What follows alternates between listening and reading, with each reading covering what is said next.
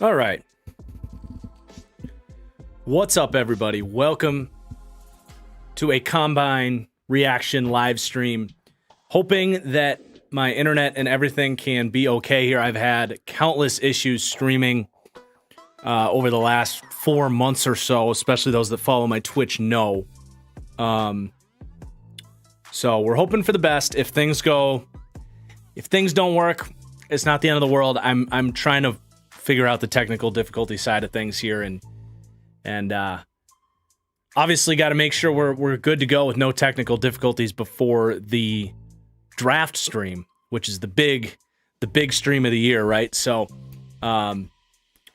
let's react here a little bit. So far, these times have not been very good. I saw Jordan Addison ran 4.55.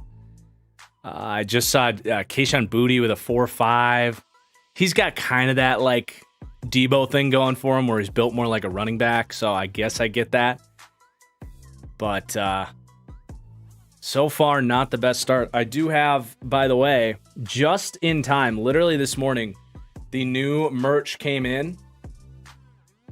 So if you guys want to rep the brand, support the brand, head to thatfranchisestore.com. Perfect timing for that to come in. Can't really see it with the camera angle I got going right now, but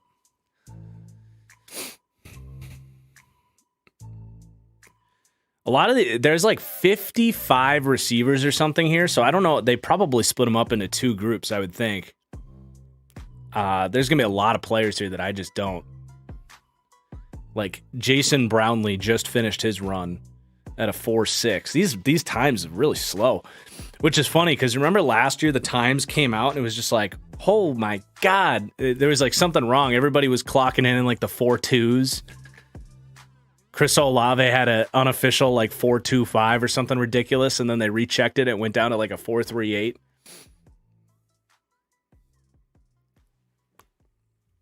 What do I think Trey Palmer will run? Admittedly, I haven't watched enough Trey Palmer, but at least 4.4. I know he's fast. I know he was fast at the Senior Bowl.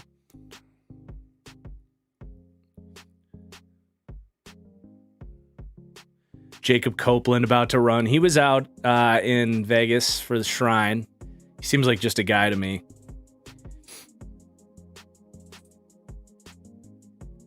Do Jackson Smith's and Jigma's...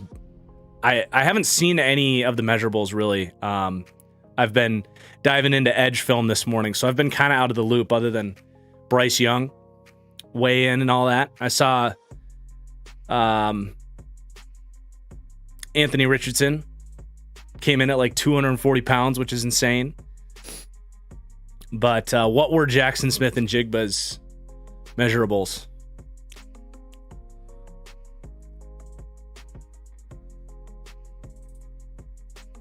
Yeah, Addison, we'll see what he runs his second time. He's faster than 4.55, but that's obviously not a good time. We wanted to see Addison somewhere in the 4.3s. Cropper just ran a 4.4. He was quick. He was quick at the Shrine Bowl. That's a good time for him. Which receiver will run the fastest? It's either going to be Jalen Hyatt out of Tennessee or the Cincinnati kid as well can scoot. We got Darius Davis out of TCU about to run. Not a huge fan of his. He's small, and I don't think this will be a good time. I think he'll run 4.58 maybe. I don't think he's going to run all that well here. Good start for him there. Oh, damn. 4.37. Okay, I was wrong. All right, gonna have to revisit that one because I really didn't think he was that fast. Holy shit. He had a really good start there. That which is not super surprising. Tank Dell, this is gonna be a fun one. Oh my god, his legs are just twigs, dude. Dell's got to be in the 4.3s here.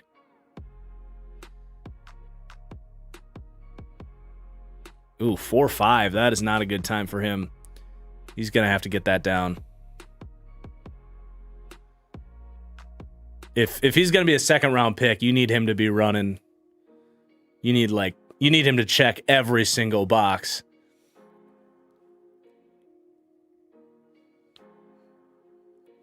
So when the NFL goes to commercial break, I'm going to throw commercials at you guys. I love how YouTube lets me do that now.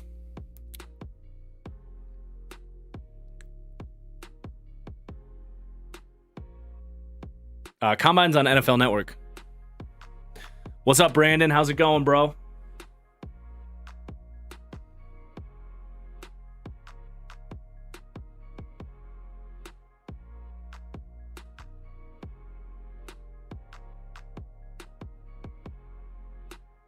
How's the stream quality, guys?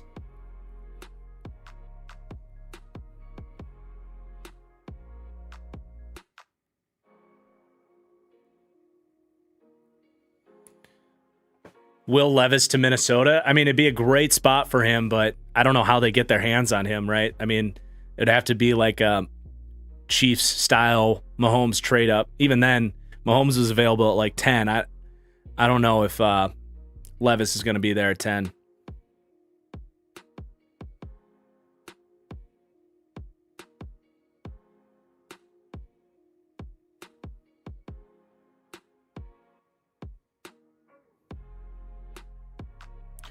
Got 240 people in the house. Thank you guys for watching. Thanks for joining. This is just the beginning, man. The draft stream is going to be insane this year. Hope all of you join me for the draft. Highlights loaded up. We'll have Anna with us. Her commentary is always priceless. We'll have Teddy with us. We'll be live for every pick of the draft. So take out your phones, set a reminder to join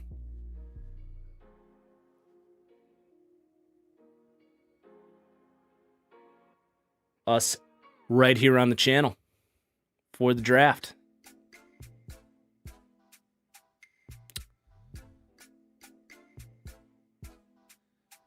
Best fits for Anthony Richardson. I think that is the most common question I have received in the draft season this year.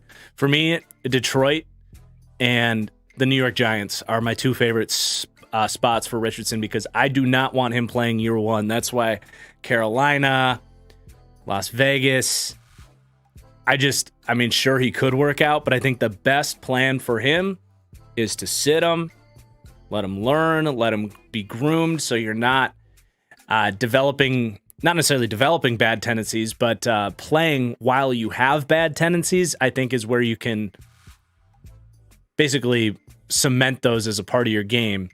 Beyond that, if he doesn't play well, does he lose confidence? How long is a team willing to wait on him? It's not that he can't go to Carolina and succeed or he can't go to Las Vegas and succeed, but for me, best case scenario is he sits for at least a year. You can really put that plan in place. And for me, the Giants and the Lions are the best case for that, behind Goff or Daniel Jones. All right, we are back up. Dante Demas, the big guy out of Maryland. 4.57 is not a bad time for Dante Demas, not going to lie, man. He's a big guy. He can go win the football.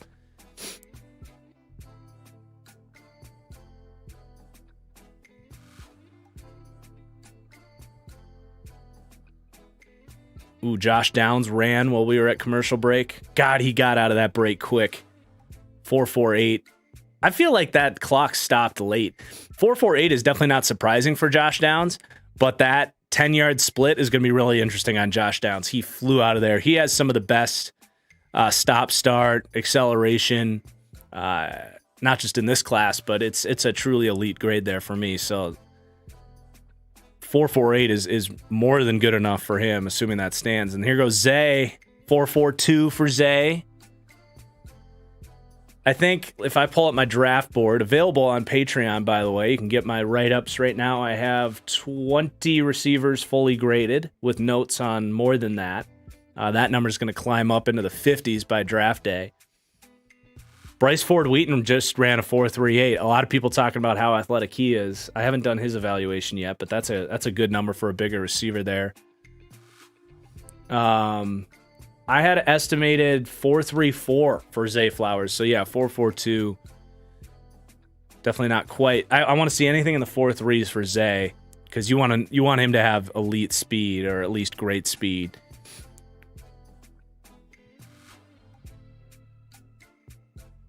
Yeah, Jalen Hyatt's coming up. Elijah Higgins also coming up. That'll be an interesting one. Big body dude. Physically speaking, is similar to Chase Claypool. He could run well at a big size. He could run in the 4.4s.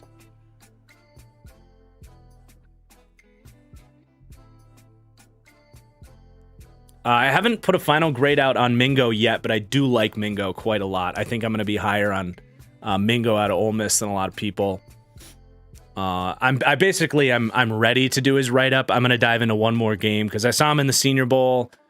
And I've seen him a little bit on and off, but I want to do one full game just watching him. But I like him. I think he's probably like a 4th-round guy. Andre Yeshevis coming up. Yeah, I don't think he's going to run that well. I'd be surprised. I think he's like a 4.5 something.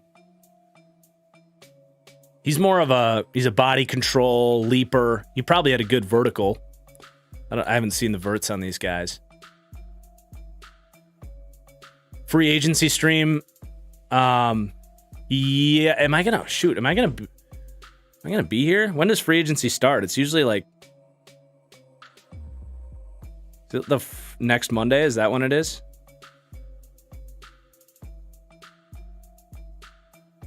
I gotta check when we come home from Chicago. All right, Elijah Higgins, 6'3", 235. This will be interesting. I could see him going 4.45 here.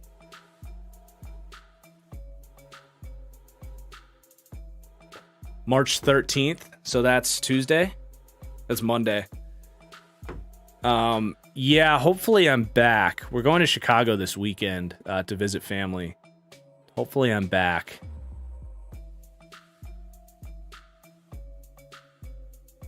All right, here we go for Higgins. Slow start. 4.55. He got out of there a little bit slow, which is definitely not a surprise. He's not a short area guy, but he's not going to be happy with that 40 right there. He's a guy that expects to run on the 4.4s. Xavier Hutchinson up. He's not a great athlete. Really good receiver, not a great athlete. A lot of people were surprised he didn't make my top 10 receiver rankings video. He's a good balanced player. Reminds me a lot of Jalen Tolbert last year. 4.53 is probably right on the money for what I estimated for him. Let's see. I had Xavier Hutchinson estimated at a 4.54, so that checks out. So what I like to see with the combine, I was talking about this on the Fully Inflated Football podcast yesterday, but I'll get into this tangent after Jalen Hyatt goes here. So Hyatt, anything a larger number than 4.3 would be disappointing. You want 4.30 or anything in the 4.2s for Hyatt. Speed is this guy's game. All eyes on him here.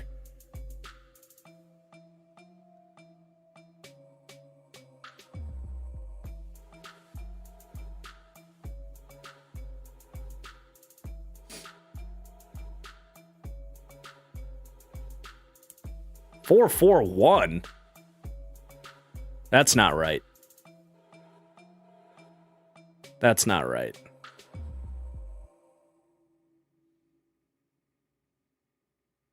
If he's 4.41, he's a 3rd-round player because he does nothing other than run fast in a straight line. I thought he was running faster, but yeah, you got to be faster than that.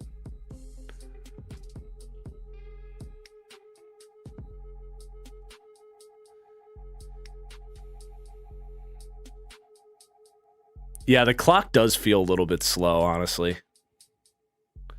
All right. Here goes Andre Yoshevis. Should be 4.5 something. Oh, 4.43. Okay. You got my attention. You got my attention. It's a little bit better than I thought he'd run. I didn't think he showed a lot of speed at the Senior Bowl. But obviously that's impressive for a bigger receiver.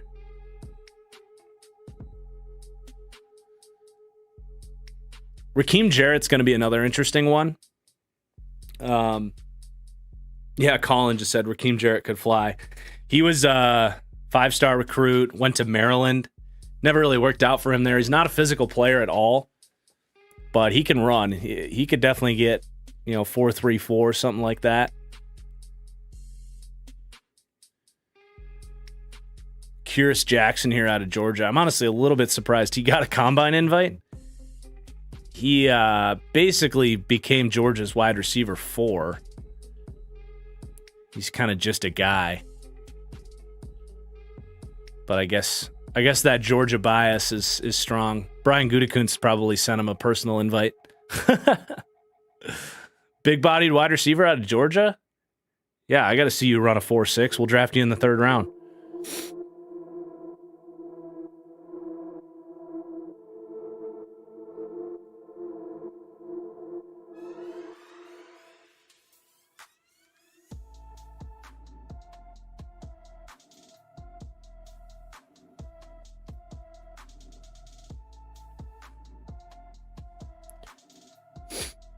He's taking his sweet time.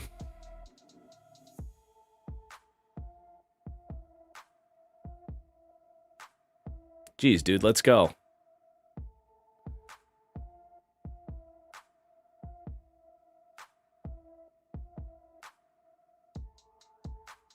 $4.55. That's a future Packer right there. Curious Jackson. Lock him in. 4th round pick.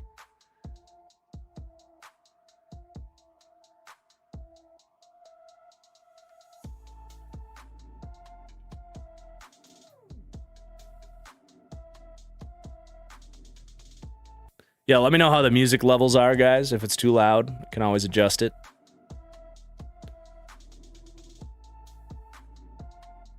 Josh Downs with a 1.49 split. Yeah, that's nice. That's nice. That dude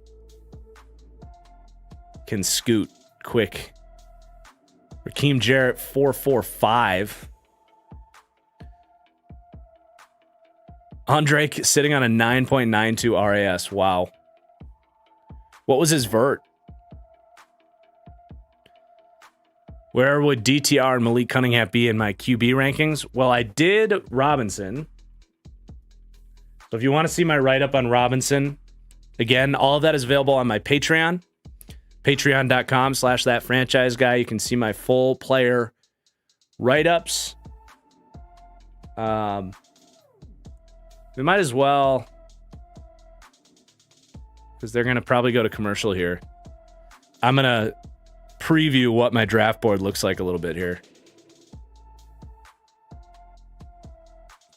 so you guys can get a feel for what you can get there. And I'll show you Dorian Thompson-Robinson's eval there. Let's see if we go to commercial here before. Yeah, I think they will. So yeah, let's see if I can do this here.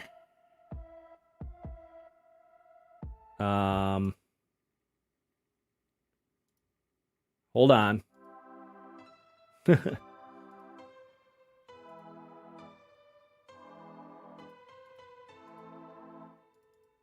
There we go. So this is the all-powerful TFG draft board. Get access to this patreon.com/thatfranchiseguy. Zoom in a little bit. So this is just the QBs, and this is nothing new for you guys because we just had our top 10. Oh, they're already back? Okay, I thought they were going to go to a commercial. We'll do this later.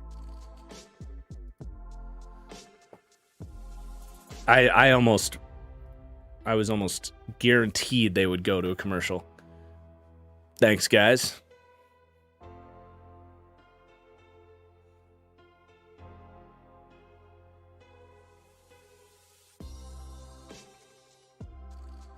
So Addison has got to run faster here. I think I have him estimated at like a 4.44. I don't think he's like a complete burner, but 4.42 is my estimation for him. He got it down into the 4.4s at least. We'll see what the official times are too. I do agree that these times seem a little slow. Oh, now they're going to commercial? That makes no sense, bro. I guess they just wanted to show Addison. All right, let's show the draft board here a little bit. Whoops. You got a little bit of a teaser on the wide receivers there too, but yeah, so this is what it looks like. You can poke around all these top 10 guys. Really no surprise there because we just did our top 10 quarterback ranking video last week.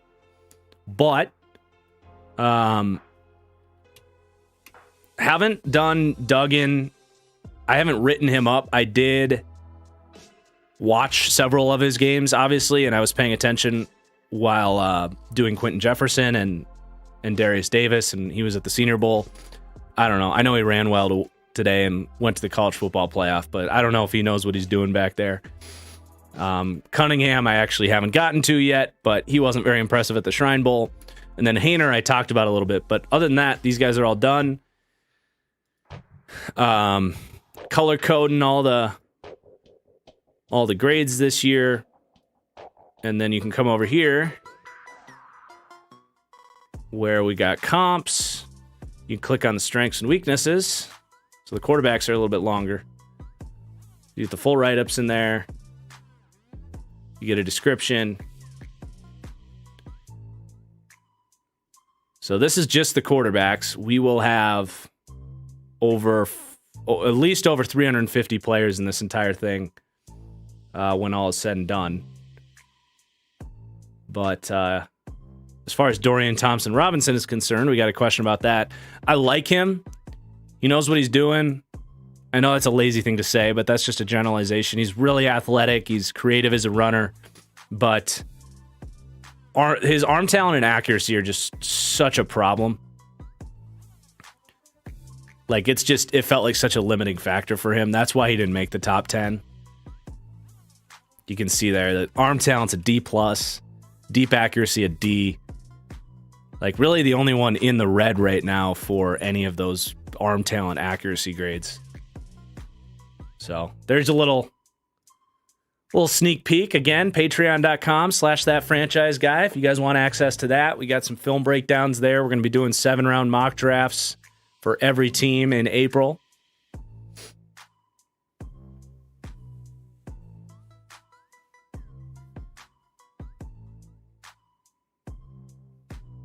Am I going to do Bagent? I guess I have to now. They interviewed his dad on NFL Network. It's the first time I've ever heard of him. Yeah, shout out to Brandon in the chat. He's the one that helped me with the color coding on that draft board. Bryce Ford Wheaton's at a 10 RAS. Holy shnikes. I feel like that needs to be updated a little bit. Don't you guys think? Like, I feel like there's too many guys north of 9.75. Like, yeah, relative to like 1980s athletes, all these guys are incredible. But I feel like they could maybe turn that down a little bit to make the really elite guys stand out. Because we really sure Bryce Ford Wheaton is like as an elite athlete as they come? I'm pretty sure he's not. I mean, he's a great athlete for sure, but all right, 40s are back on. Keyshawn Boutte, did he run any better? Jeez, 4.67 for Keyshawn Boutte? He really had to have a big week. He's obviously a fascinating story. Feuded with the coaches.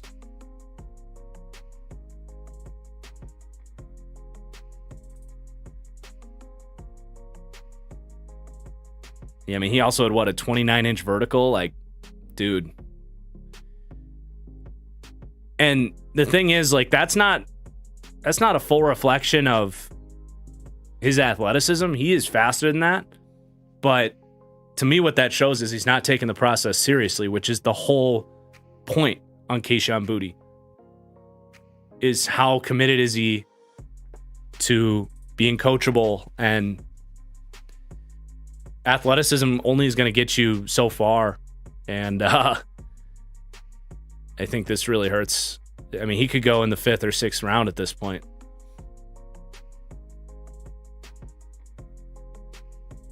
Davis backed it up, another 4.37.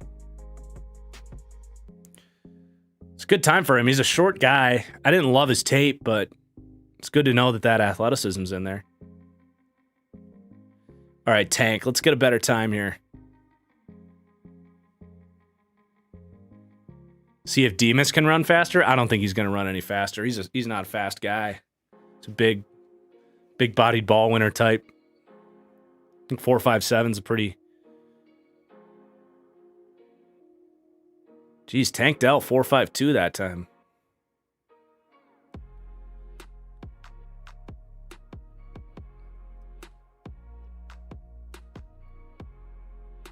Exactly, Cole. Bryce Ford Wheaton should not be a 10 RAS. I think they need to adjust their sliders a little bit so that when a guy like, I don't know, Jalen Waddle exists or whatever the top examples are, that you can actually know that they're 4.66 for Demas that time. He'll keep his 4.57.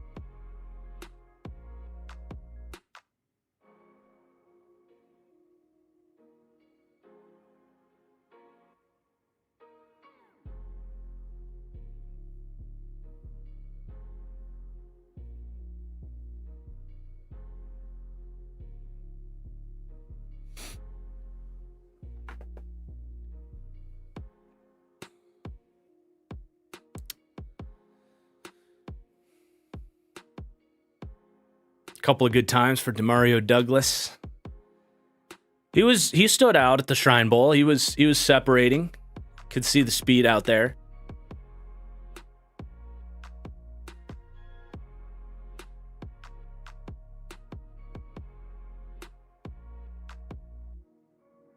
Bryce Young weighed in at 204. I think about 10 of those pounds are fluff weight.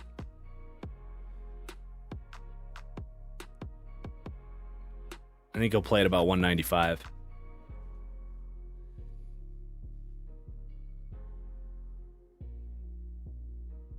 All right, Josh Downs. Watch this guy. I mean, you guys are probably ahead of me at this point, but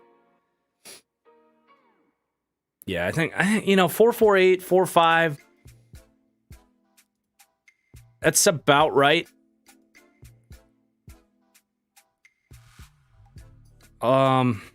Actually, I thought he'd be a little faster than that. We'll see. We'll see what these official times are too. I wouldn't be surprised if that comes down to like 4.44. I was probably a little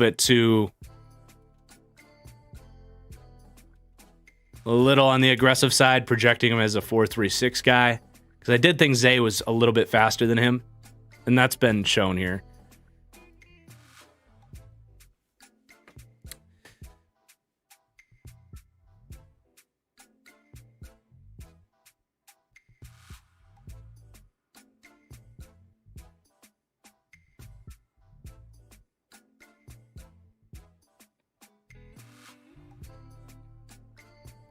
No, Stroud's not running. The quarterbacks, I don't think, are for the most part doing a lot of running. Although maybe they're with the second group. I don't know. I could be wrong about that. Come on, Zay. Unhook the plow. 445 for Zay.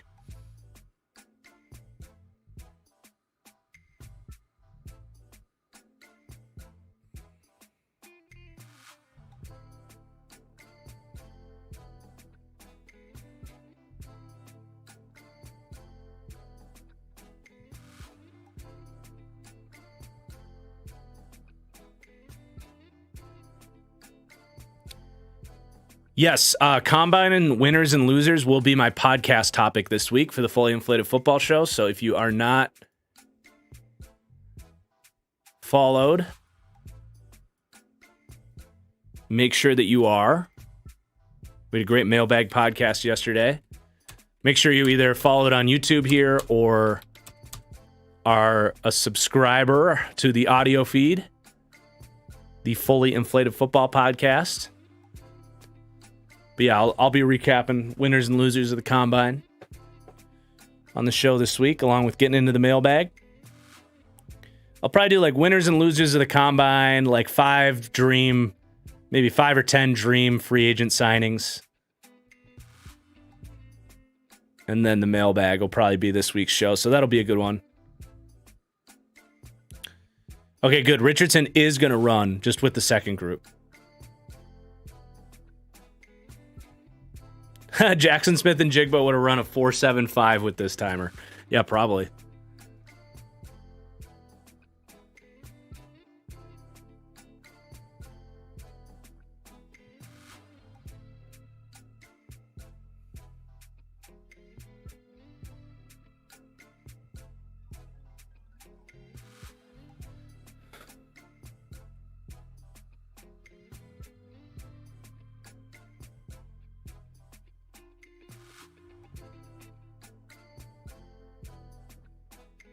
Will I be making a mock draft based on what I really want for each team? Are you talking about where I did like one dream fit for every team? Is that what you're talking about?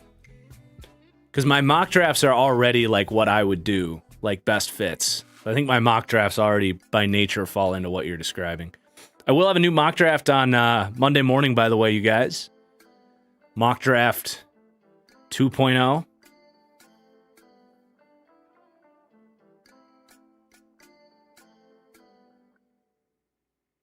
Wait, Hazelwood was the number 1 receiver in his class? How? That dude is a total stiff. I remember him at the Shrine Bowl. I was like, yeah, that dude is not good.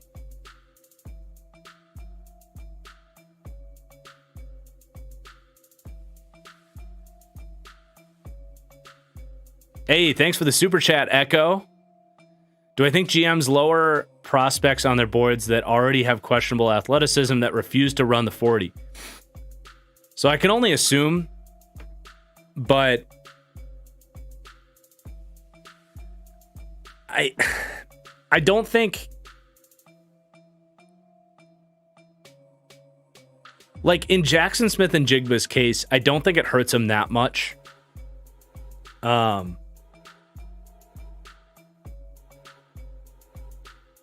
I'm trying to think of a good example here. Like,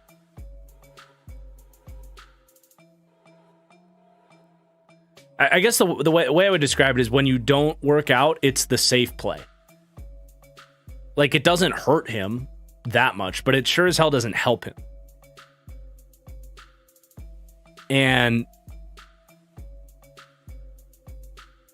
where I think it hurts guys when they don't run is like a great example to me is Zach Harrison from Ohio State, where the guy already has questions about tenacity, like competitive fire. Like when you watch him play, when you watch Zach Harrison play, a lot of times he's upright, he looks sluggish. There are legitimate questions about him. Like his snap count was really low to start the year. For a guy like that, if you don't run at the combine and you're supposed to be a great athlete, I think that's where it really hurts you. Jackson Smith and Jigba, I think he's such a safe prospect that I don't think it hurts him that much. I don't love it. I'd rather he comes out and runs 4.55 and does all the other stuff and has a great 3-cone and a great shuttle. And looks good in the drills. Like,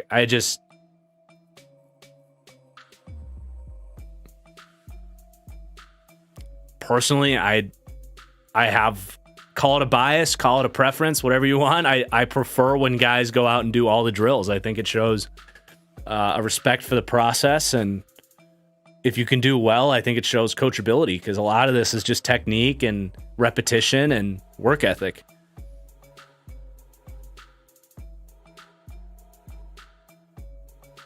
Thoughts on Nolan Smith? I'm very impressed by Nolan Smith. I am going to be, so this week, the 3 big videos are going to be mock draft on Monday. Wednesday's podcast is going to be great. Combine winners and losers. Best free agent fit. So that's the Fully Inflated Football podcast. And then Friday is going to be my top 10 edge positional rankings video. So we will get lots of Nolan Smith talk there. Otherwise, you can check out my Patreon where we got the write-up on him. I got to update it, though, because I have since updated his grade. He has gone up from the combine. He was also like the first edge player I did. So doing him first at his weird size and then doing all these other guys, I had to go back and remind myself how good Nolan Smith is. Yeah, I think Packers 15 for Nolan Smith would be a good pick.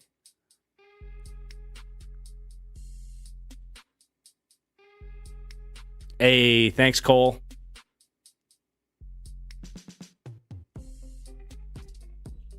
Top 5 for Kalijah Cansey does seem a little bit rich.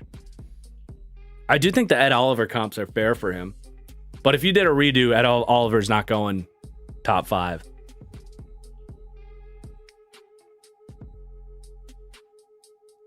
All right, Jalen Hyatt about to run again here. You didn't realize Hutch was that slow? Yeah, I had him estimated at a 4.54. So I definitely did. That's why he didn't make my top 10 list. I just don't think he's a separator. He's not a great athlete. Tough dude, though. Great hands. All right, Hyatt's taking his time here. He knows how important this is. Can Nolan Smith play inside linebacker? I mean, he probably could, but that's not where I'd use him. He's a great pass rusher.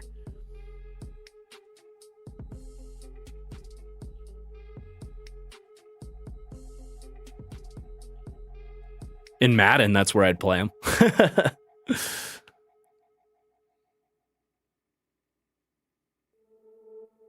Jeez, Hyatt. Come on, bro. What is going on? What's up, Cards?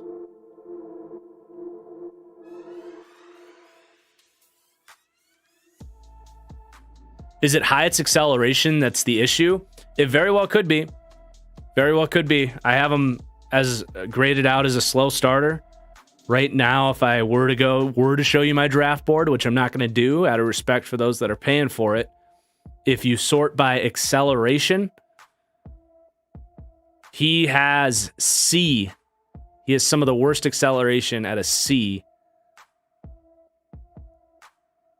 And that is probably, we got to see what his 10-yard split is, but that is potential confirmation about poor acceleration, which is something I raised concerns about. The whole, can he handle press at the next level? Beating press coverage, acceleration is one of the biggest things there, right? You gotta in short areas, you gotta reach a faster top speed than the guy in front of you. And if he can't stack quickly, he didn't see any press coverage at Tennessee. So it's definitely not something. I'm not the biggest Jalen Hyatt guy. Like, when people mock him 12th in the draft, I'm like, that's crazy. He's a second round guy to me. Thanks for the super chat, Anime Doll Fan. I use the combine to find players I haven't watched film on. I don't need a 40 time to tell me how fast someone is. I also like that the drills make players do things that they normally wouldn't. Yeah, I think there's a lot of truth to that. I talked about this on the podcast yesterday. But for me, step one is I want to, if I think a guy's fast and he runs fast, it's like those are two pathways that I want to confirm as true. Like, I want to check both those boxes. Athletic on tape, athletic at the combine. Great, good to go. We know this guy's a good athlete. Can push that to the side. If you think a guy's a poor athlete and he tests poor, same thing. But stage 2 of that conversation is if a guy is supposed to test great and he doesn't, I'm going to revisit that tape and make sure that I can still confirm that athleticism. Likewise, with maybe a guy like Jack Campbell yesterday, who I didn't think was a great athlete, if he blows up the combine, has like a 9.95 RAS, again, let's get that number down a little bit because I don't care. I don't care what his testing numbers are. If Jack Campbell is in the top 1 percentile of athletes of all time, supposedly at his position, there's something wrong with, like, the guy ran a 4.64 40. Let's not go overboard at this thing. But or was it fast? I think it was 4.64. But anyway, I want to go revisit his film and see if I see some of that short area quickness, and maybe my eye test was a little bit off. So I think it's, as with everything with the draft, it's just a piece of the puzzle. I do like to use like testing numbers. I think there's a lot of weight in them, not just at a base level. Like, obviously, if you can run fast in a 40, you're going to be able to run fast on a football field. But like I said earlier, I think there's something to be said about the process, the taking the process seriously, the work ethic to get a good time, to come out. I think one thing I'd love to do someday, if I had time, is see like players that did every drill. Do players that do every drill have better relative success at the next level than players that skip drills? I would be so fascinated by a study about that. But that's obviously a massive endeavor to figure that all out.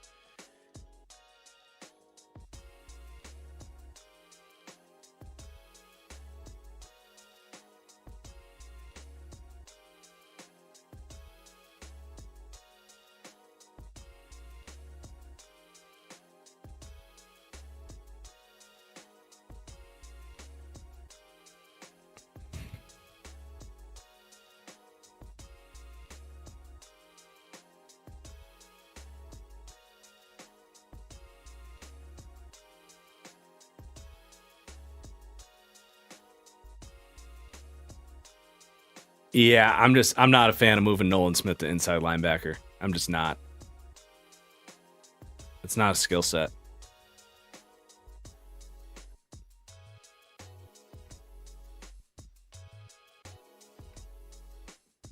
Plus, it's just a waste. Like, there is no better example. My literal pro comp for Nolan Smith is Hassan Reddick. Dude sucks at off-ball linebacker.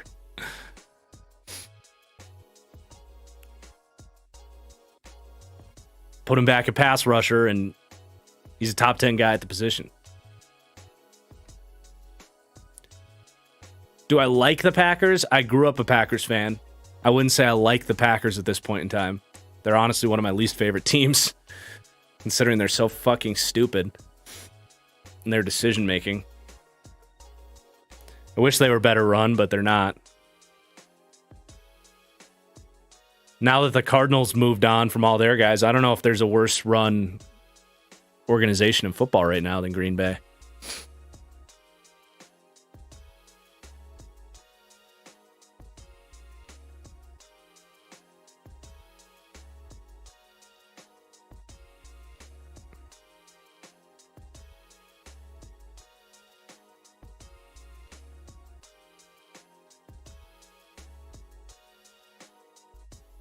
No, I don't think Nolan Smith is this year's Trayvon Walker. I think it's a different conversation because Trayvon Walker's tape, Nolan Smith's tape was actually good. And Nolan Smith also missed the second half of his season for injury, so that kind of, and he's an undersized guy, so it's a completely different conversation. The only similarity is they both went to Georgia.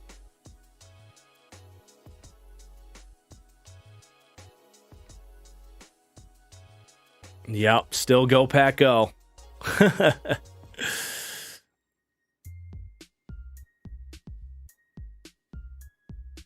Maybe someday they'll get with the times and run things like a normal team. I saw that their staff isn't even in Indianapolis. Like, talk about the Packers already making things harder on themselves with all of their stupid size thresholds. They won't draft a receiver under 5'11" or 6 foot tall.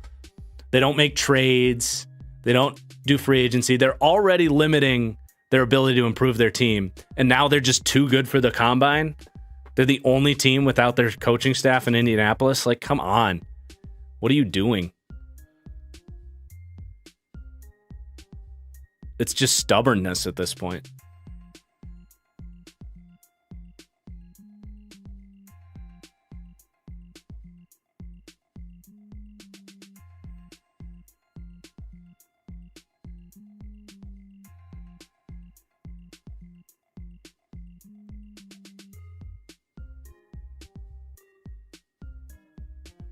I could see Myles Murphy going at 31. I mean, he was not impressive in his final season. Like, if you go visit 2021, you can start to see those flashes. I'm glad my dude James Foster put out that tweet, revealed some of that stuff from his 2021 season. But before I saw that, I had Myles Murphy as a third-round guy.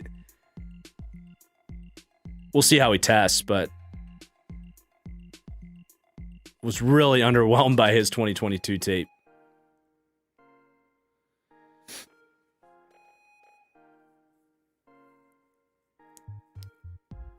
Well, John, mock draft on Monday. I'll answer your question on the mock draft on Monday.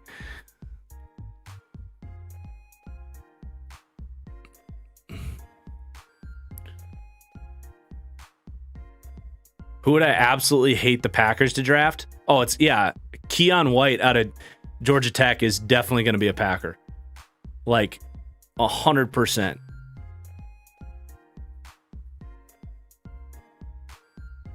I'm already ready for that.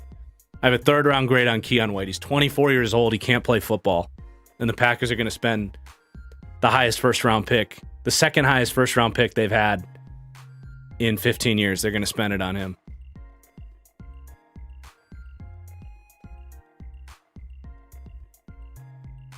That's like the most Packers pick of all time. How does this QB class compare to 2021? 2021 was better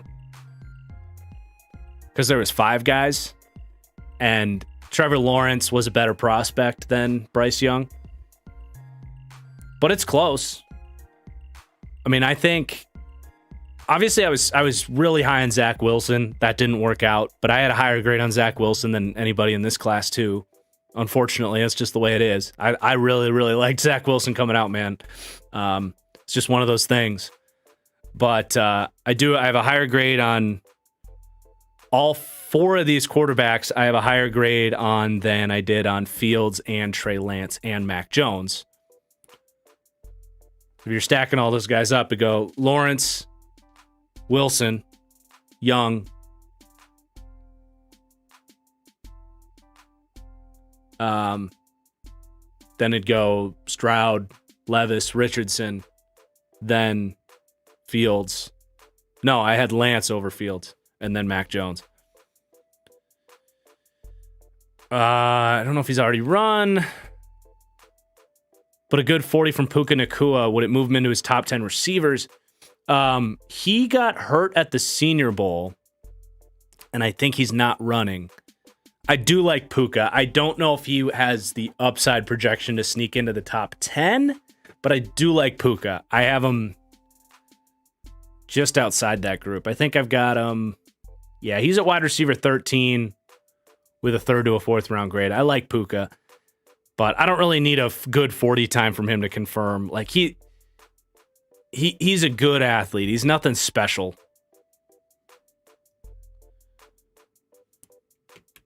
I was really bummed when he got hurt at the Senior Bowl because he looked really good the first day, and then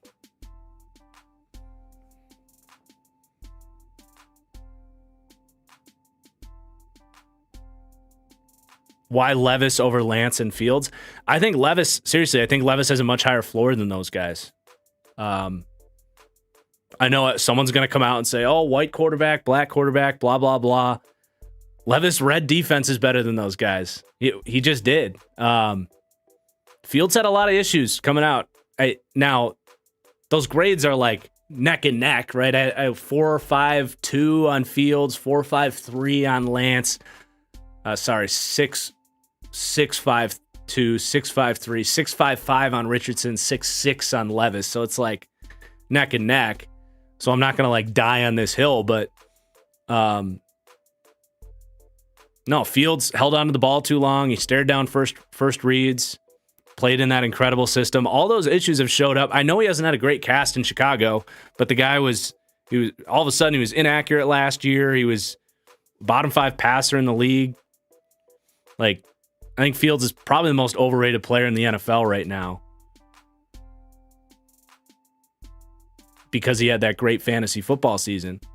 Now, give him more time to develop, and like I gave it an A+ pick for the Bears. I'm not trying to shred Fields, but he has a long way to go. That's why I say I'd take Bryce Young. Lance was such a unique prospect. You know, Lance is very similar to Richardson. I just think Richardson has better tools. Like, both those guys barely played. And Lance played at North Dakota State, where everything was really easy for him.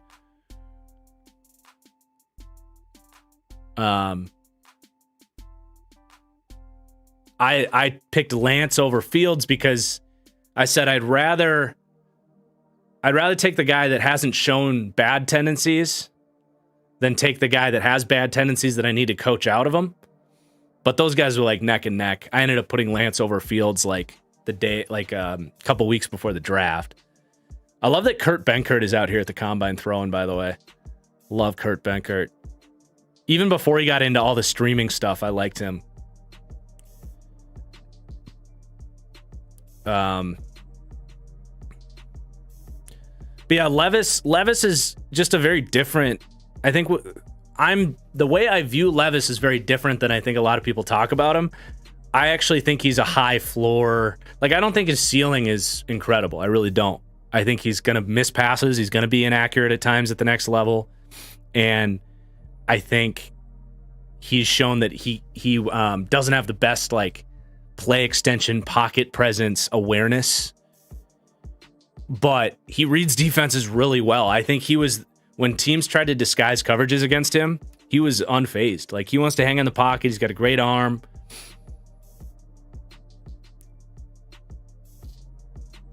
So, like, his floor is higher to me than Fields was. His floor is higher than Lance's was. His floor is higher than Richardson's is.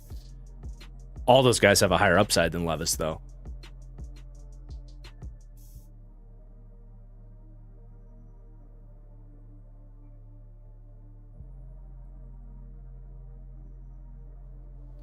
Another super chat.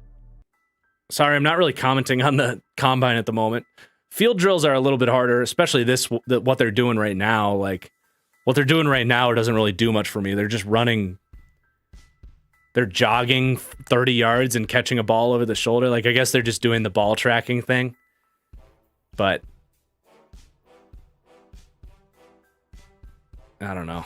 This drill is kind of a waste of time, in my opinion. But from Shadrach, did I say that right? A-Rod is a regular season. Here we go. A-Rod is a regular season warrior. Hopefully, Love will be more consistent in the playoffs. Yeah, more consistent than the third best playoff quarterback of all time. We'll see. It's going to be tough. All right. Well, thank you for the support. I will say that. If you're taking Danny Dimes over Aaron Rodgers, best of luck to you. But no, Rodgers, the last time he was in the playoffs was not great. He got tunnel vision, but he's still, I think he's second all-time PFF graded playoff quarterback. He's third all-time QB rating. I mean, just look at the scores of his losses before like 2017. It's you can't even make that stuff up. It's like 44, 45, 38, 41, 38, 2 overtime losses where he never got to touch the football. It's actually remarkable that he didn't get another ring in Green Bay. Which of these late round QBs could you see turning into a franchise QB? That's such a tough question. I mean, it's once you get past the third round, it's a complete dart throw. Like, you need the guy that just has that elite gamer mentality. Who would that be? Like, I guess that might be Stetson Bennett if I had to pick one. Like Toon, I'd be surprised. Aiden O'Connell, I'd be surprised. Like, I guess it's Stetson Bennett. But, yeah. The thing with, I always say this, quarterback upside is always so weird because, like, Tom Brady's one of the best quarterbacks of all time. Peyton Manning's one of the best quarterbacks. I mean, Peyton had a really strong arm, but so much of it is just, like, you know, preparation, work ethic, ability to, like, process defenses when the bullets start flying. Like, some of that stuff just has nothing to do with your physical abilities, you know? So it's tough. Joe Burrow is second best quarterback in the NFL right now.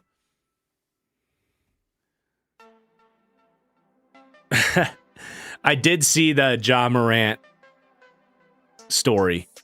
Like, how dumb can you be? And I don't know all I saw is he had a gun at a nightclub. Like, dude, you're one of the best players in the NBA. What is the point of having a gun at a nightclub and showing it off on Instagram?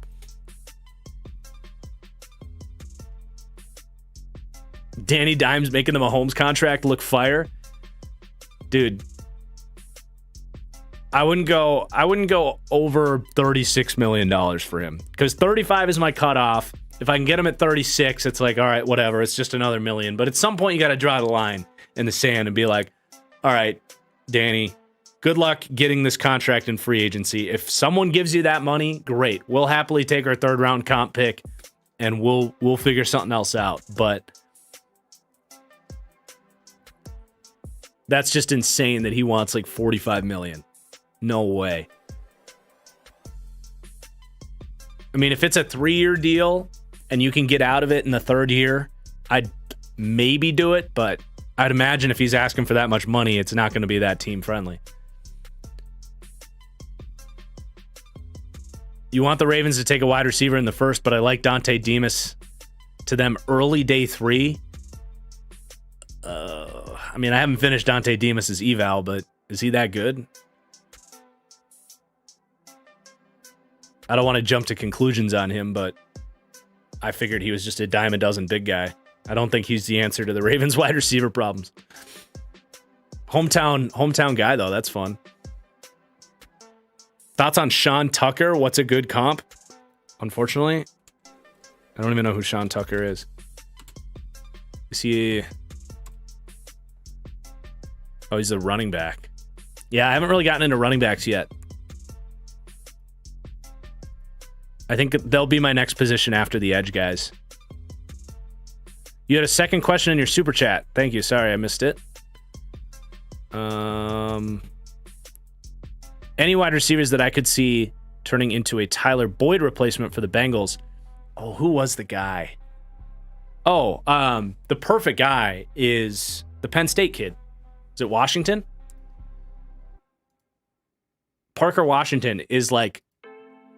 Oh, here we go. We're running they're doing the gauntlet now. But Parker Washington out of Penn State is actually very similar to Tyler Boyd. It'd be a great pick for the Bengals.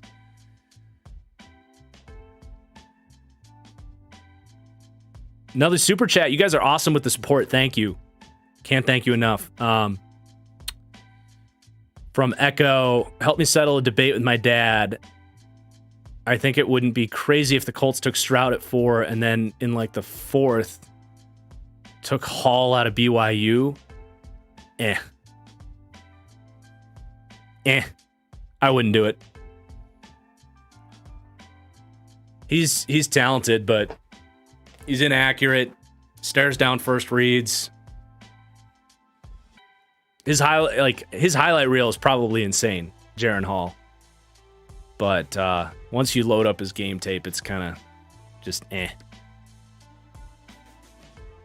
He should be drafted, but I don't think you need to maybe in the 6th, sure. All right, I'm going to try and pay attention. Here's Bryce Ford Wheaton running the gauntlet. This will be a big drill for him after his testing. Little bobble there. He was kind of jogging it. I don't know. I feel like he's just an athlete, not a receiver. Bryce Ford Wheaton. Everyone was talking about him at the Shrine Bowl, and I didn't really see much from him. Looked like just another guy.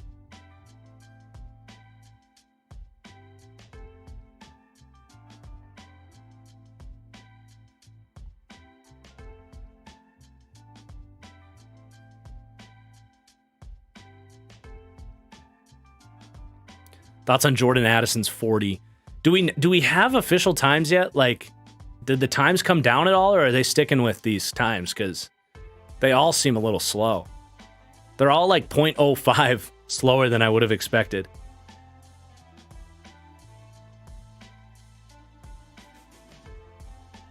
What does this drill do? I think this drill is the most important drill that they do here because it shows you're supposed to sprint through this thing. And they want to see you catch with strong hands without losing momentum.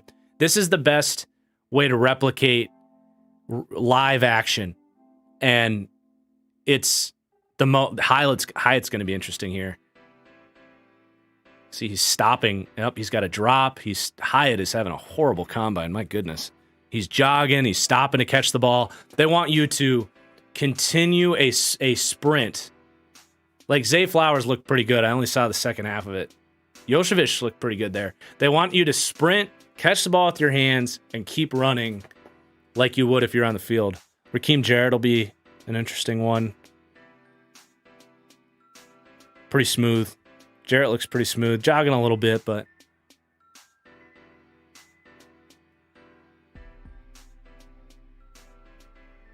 Think the Eagles might take Bijan? Hey, that's something we talked about in the podcast yesterday, and why I like it. Yeah, Preston, we were talking about Kayshon Boutte earlier, but yikes, man. He probably lost a couple rounds. I mean, I had him with a weird 2nd to 5th round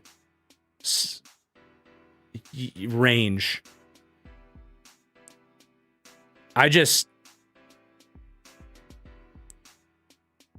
don't want to say anything horrible, but does he give a shit?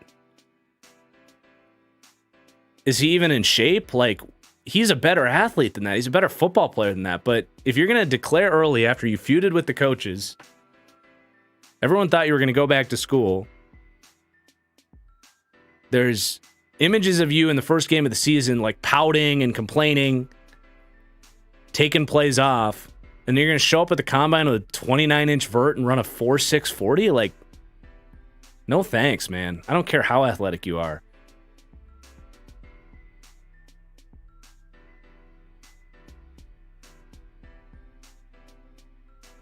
Not to mention he's one of the worst contested catch winners in the class. He does not play physical.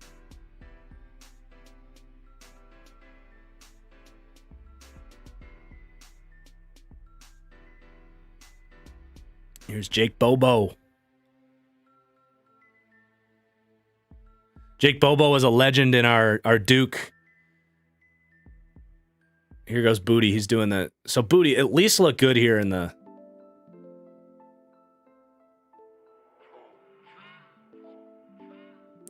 He looked all right in the gauntlet. He can play football, but I'm just worried about the off the field stuff, man. Darnell Washington must be with the second group. Justin.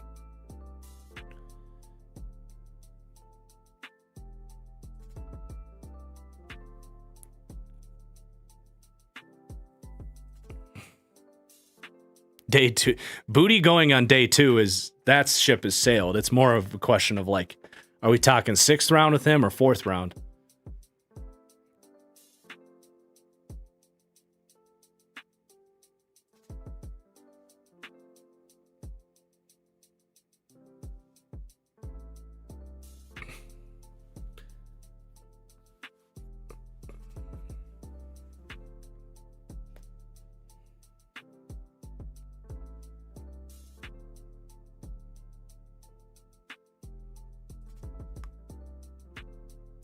Sorry, Darnell. We were talking about the other Washington, the Penn State receiver. I assume that's who he was talking about.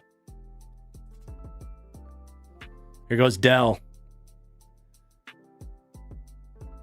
Oh yeah. Yep, Dell's easy. I talked about Marino Cropper a little bit. He good 40 time. He was quick at the Shrine Bowl. Draftable players, slot type. Be a nice 5th, 6th round pick, I think. I haven't finished his eval yet, but that's probably about where he'll come in.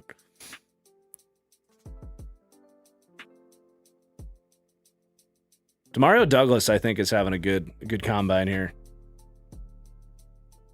Josh Downs, let's see a good gauntlet here. Oh yeah. Good stuff from Downs. Downs is just so smooth and easy. Everything, like he's such a good, I know it's lazy to say, but he's just such a good football player. You want Green Bay to take Tank in the 3rd? Yeah, it's not going to happen. Like I said, they won't draft a receiver that's under 6 feet tall. Not as long as Brian Gutekunst is their GM. Unfortunately, they like to self-implicate wounds by taking ways to improve their team off the table. They don't want corners too short. They did take Jair. But they would never have like a 5'9", 5'10" corner on their team. That's the one area where I doubt that. I don't know if they would take Nolan Smith because of the size.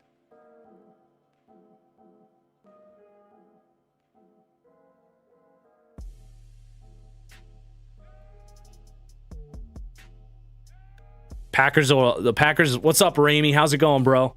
Packers they'll take Keon White in the 1st. I could see him going Darnell Washington in the 2nd, which would be a good pick. There's usually like one pick they make that's good.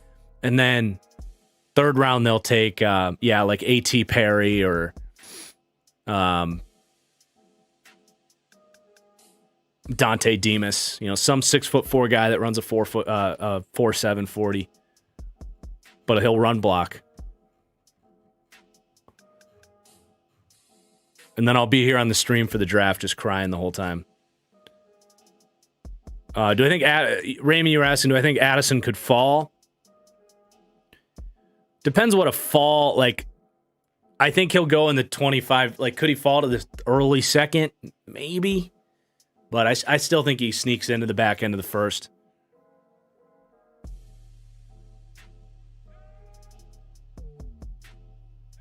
DeAndre Hopkins to the Pats per MJ. Who's MJ?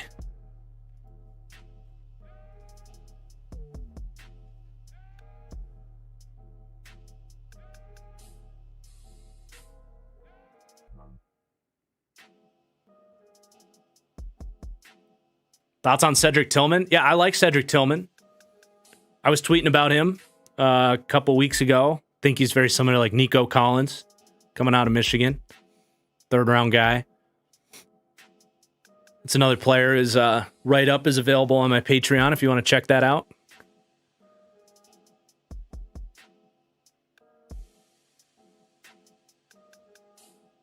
Oh, per Matt Judon.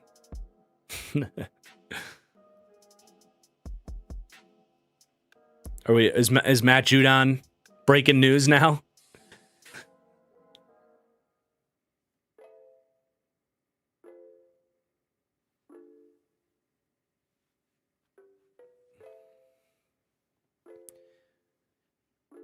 Can teams even make trades right now? Can they even make trades before the new league year? Siaki Ika, I haven't watched yet, Jordan. I haven't dove into the tape yet. I don't know. I know he's supposed to go like second round. Saw one game of him. Who are they playing? Would have been watching him against. That might have been against Houston? No. I was watching him against somebody. Maybe TCU. I think it was TCU. Some good run stuffs.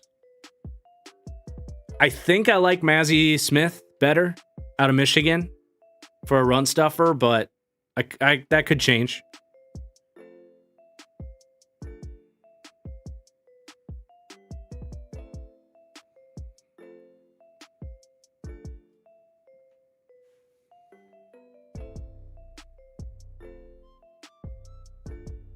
Favorite player comp in this year's draft? That's a great question. I think I have the one guy comes to my mind. I just gotta figure out who that is. I think Ed Oliver for Kalijah Kancey is pretty good. Marcus Davenport, the edge ones. I like the edge ones. Marcus Davenport for Tyree Wilson. Hassan Reddick for Nolan Smith. Gregory Rousseau for Lucas Van Ness. Harold Landry for Will McDonald. I like those ones a lot. And I like the Jared Goff with wheels for CJ Stroud.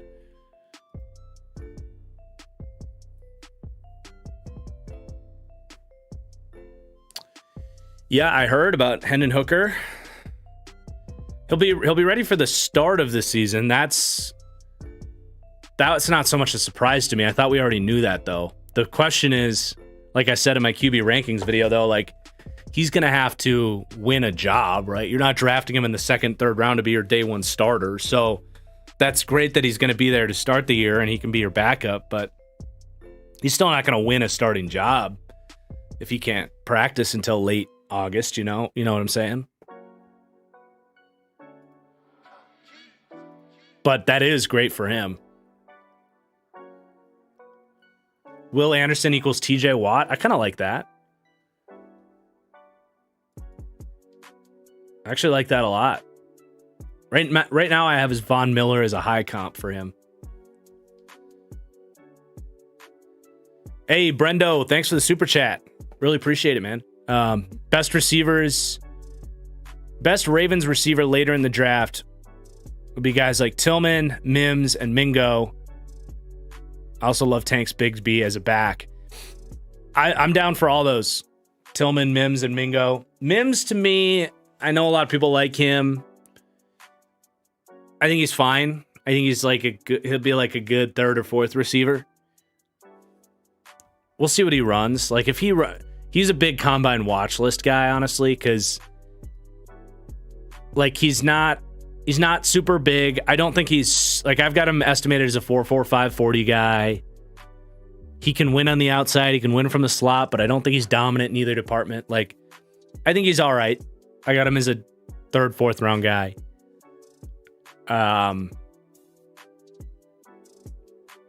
Tillman definitely would make sense. That's a guy that they don't really have, is that big bodied ball winner on the outside. I think Tillman to Baltimore in the third round would make a lot of sense.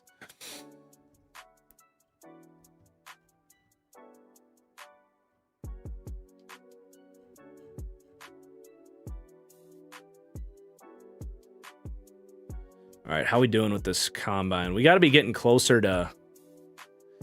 I'm going to stick around until the next group of receivers run to their 40. Looks like we're going to get some route running stuff.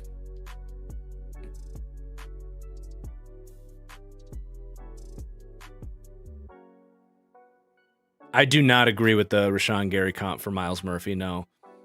Although after seeing his 2021 tape, I see it a little bit more. It's not the worst thing in the world, but You guys know how high I was on Rashawn Gary coming out. I don't think Myles Murphy is going to be that good of a player, but he potentially could be. But I don't know. Gary was bigger, and did Murphy even test yesterday? I don't think so, right?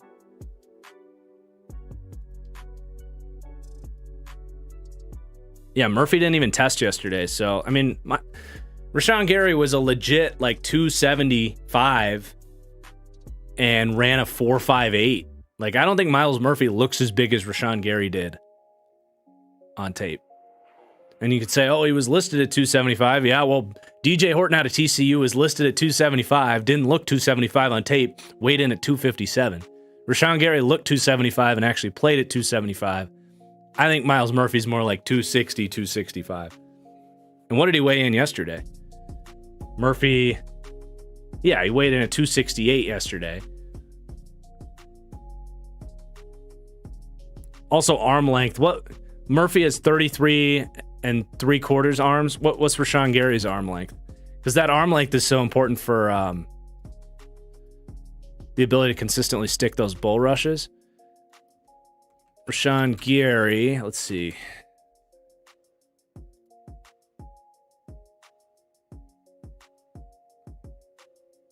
Gary had 34, so they're close, but he was over 34. But Rashawn Gary, I mean, dude, Rashawn Gary weighed in at 276, ran a 4.58 with a 1.61 10-yard split. He had a 38-inch vertical. And talk about a guy, like we were going on that rant earlier. Like, I put value in guys that go to the combine and do all the stuff. Rashawn Gary goes to the combine, he does all the stuff. Myles Murphy shows up, he bench presses and says, I'm going to do all the rest of the stuff in my pro day in a controlled environment. Like, I don't like that shit. Go compete in the biggest scale. I think it means something. We'll see what Myles Murphy turns into, but I'm not nearly as high on Murphy as I was on Gary. I had Gary as a top 10 player. Myles Murphy is probably going to be more of a top 35 or 40 player for me.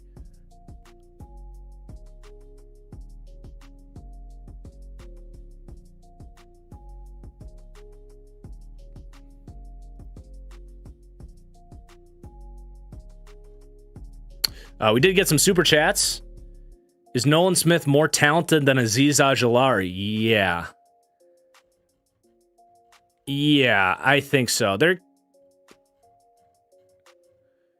close.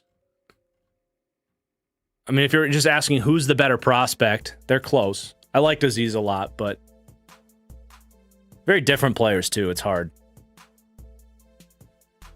From PAX as well. How does this RB class compare to the last 5? It's quite the question, PAX. I haven't actually really gotten too far into this running back class, but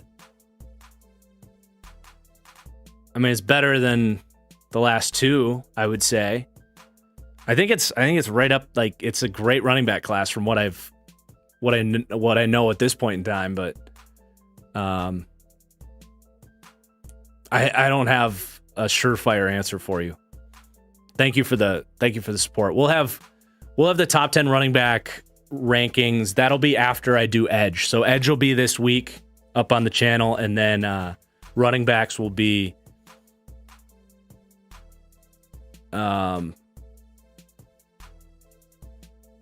probably late next week.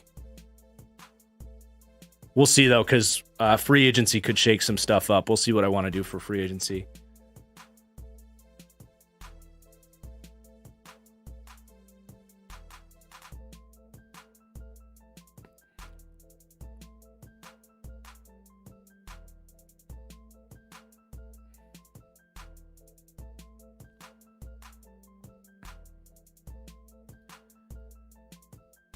How hard is it for NFL Network to put up both the quarterback and the receiver that are running? How hard is it to do that?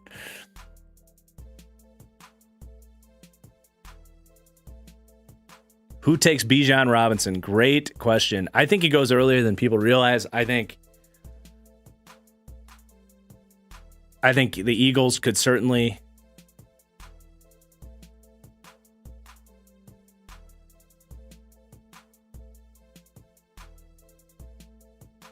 Is this really how they do the ball velocity thing? They just have you throw at an open target? Honestly, someone just asked, what's the least important combine drill? It might be that, what they just showed. Throwing a football 5 yards at a target.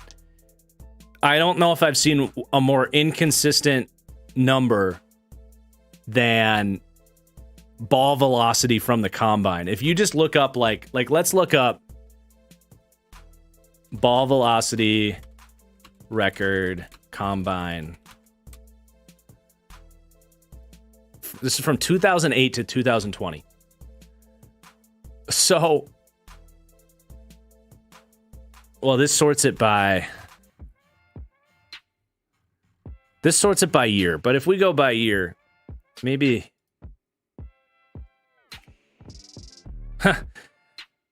this is an article. Ball velocity is bunk. Okay. So last 2020, your top 3 guys are Jacob Eason, fair. Oh, this isn't even sorted. Can we at least sort it from top to bottom? I want someone to just write these out into a spreadsheet and sort them someday. Send it to me. But just look at I'm not going to be able to go through all this on the fly because it's not sorted, but just look at those ball velocities. It's just so random. That has no projection. Because like in 2020, Justin Herbert was at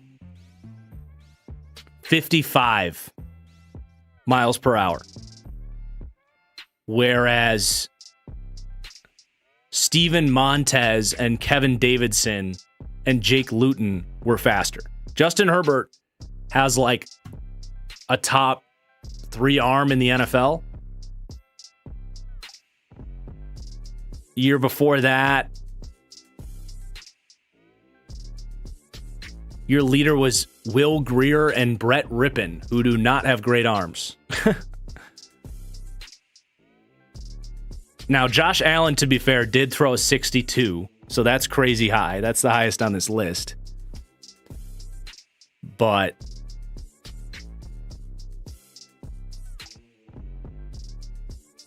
I don't put any stock in the ball velocity drill. Pax asked, does Carter fall out of the top 5? I don't think he falls out of the top 5. It's certainly possible, but I think what this changes is the Bears probably will put a priority on getting Will Anderson instead of him. I could see Tyree Wilson going ahead of him. And then we'll see if like Christian Gonzalez or the Illinois corner would jump up there, but I think 7 is probably the worst Jalen Carter falls to. Depends on where the quarterbacks go around him. Chris, great question. I plan on going to Indianapolis next year. I know the media access for it isn't great, but I do plan on going to Indianapolis next year just to be a part of it. All right, the official times are in. So Jalen Hyatt at a 4.40. That is brutal. Like, we know he's fast, but that's disappointing. That is definitely disappointing. You want to see him in the 4.2s because his game is all speed. Now here's Jake Haener throwing a little bit. Haven't finished his eval yet. He's the one guy that I could see sneaking into my top 10 QBs when all's said and done. I'm hoping to still get some all 22 on him. I don't have any right now.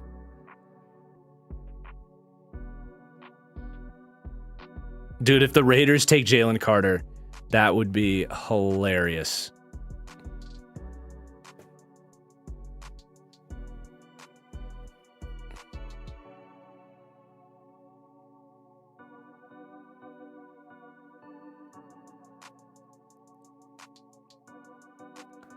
Jaron Hall spraying throws. All right, here's Levis. This is a good drill for Levis because he's so good at those deep intermediate digs. Boom, on the money. That's the other thing with Levis. Like, he is so good in this intermediate part of the field. On the money again.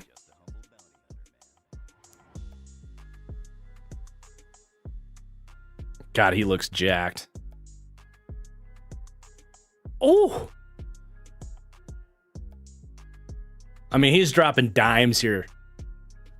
And that's consistent with his tape. When you compare that to Tyson Bagent, lobbing these things into the second level.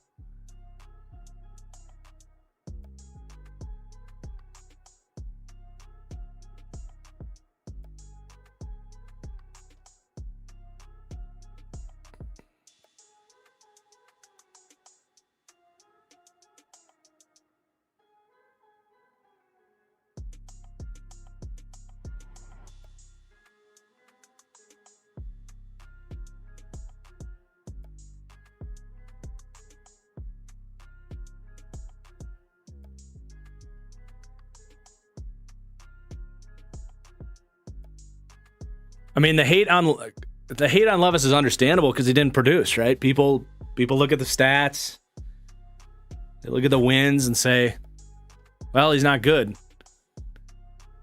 But then you look at the offensive line, the receivers he's throwing to, and it makes a lot more sense. Is he a perfect prospect? No, absolutely not. But I mean, man, I would love to see him in a better situation, what he could do.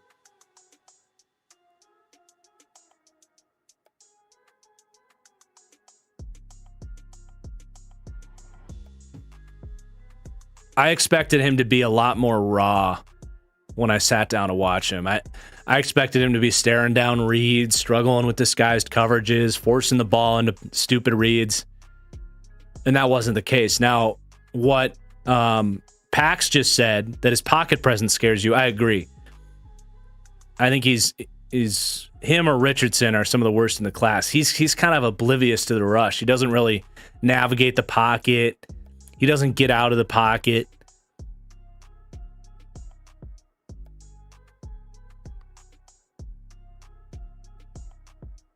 He wants to hang in there and drop dots, and a lot of times he does. A lot of times he takes sacks, though.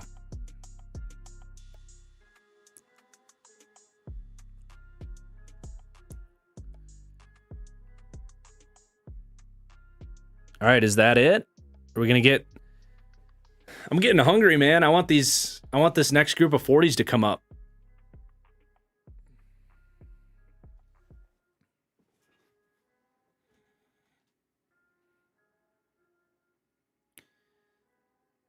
Thanks for the super chat, King. I haven't actually finished Trey Palmer's eval yet. I liked what I saw at the Senior Bowl, though.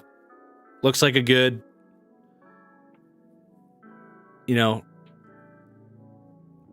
day 3 option, probably.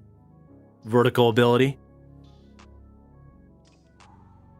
Hey, Alex, I talked about that. I talked about that in the QB rankings video. I mean, it's hard to drop a better fit than Baltimore. Day 3, back up Lamar, get to stay in the system. It would make a ton of sense, right? I'm all about it. For Stetson Bennett to Baltimore. You're doubling down on this. Danny Dimes is better than Aaron Rodgers take, huh? Shadrach?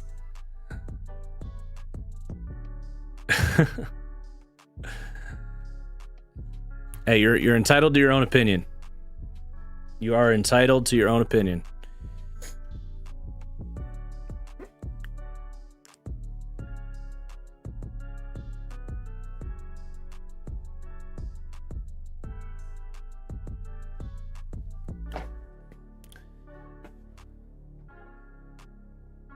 We're doing more. Oh my God, Max Duggan just totally airmailed an out route. This is probably the hardest throw for these quarterbacks. The deep out. So Max Duggan did not look good there.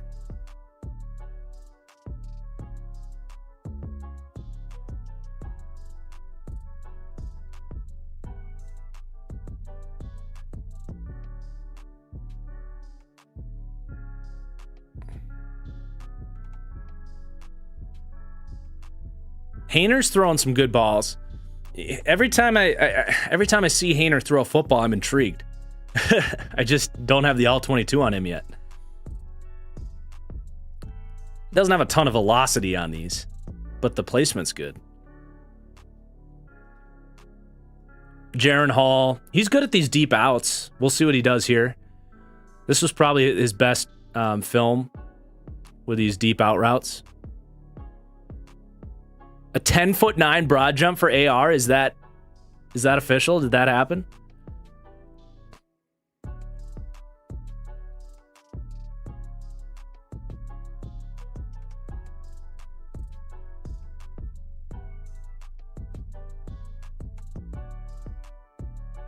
Yeah, I'm not surprised that Hall threw some good out routes there. I had that on his scouting report. It was his best placement was the deep outs.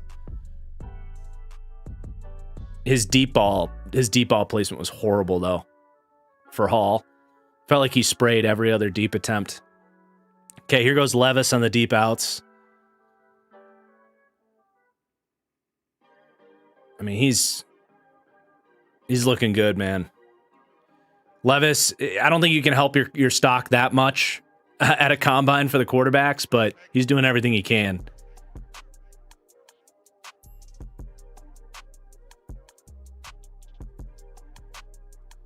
Oh yeah, they're about to show it on my screen. Jeez, dude. I mean, just take Anthony Richardson, and if he can't figure out how to play quarterback in 2 years, just move him to tight end.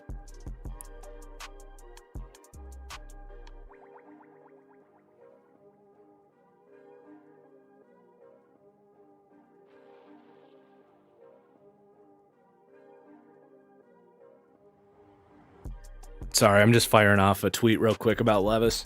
Saying Levis doing everything he can in these throwing drills. Looks like a man amongst boys in the group without the other QBs.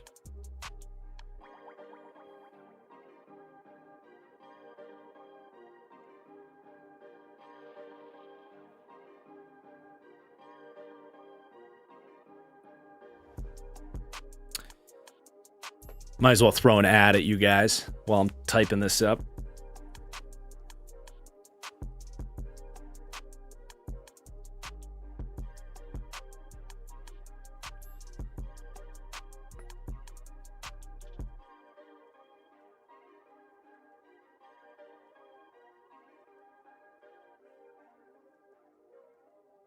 Sorry, guys.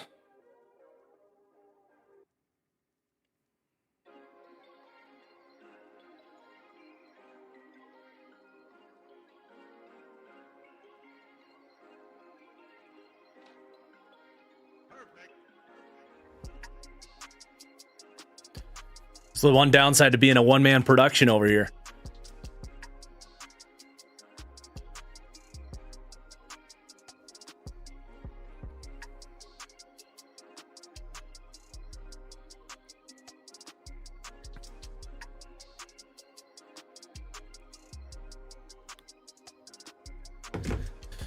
Thank you, everyone who has dropped a super chat here for the stream. You guys are amazing. Cannot wait for the draft stream. I mean, maybe the biggest thing, knock on wood, is that we have stayed live. I have not had any technical difficulties. Those that follow my Twitch know it's been a tough go of things, but I think, honestly, it's like it might just be like my settings, my OBS settings that I need to reconfigure. Because the internet's holding up well. Knock on wood. Pax, thanks for another one. You've got... I don't think Anthony Richardson's going to be the number one pick. I just don't think as big of a freak athlete... Like, we know he's a freak athlete. We know he has the best arm in this class. We know what his upside is. We knew that in January when I made the video on him. But, I mean, him confirming that at the Combine is really fun to see. And maybe helps him a little bit, but...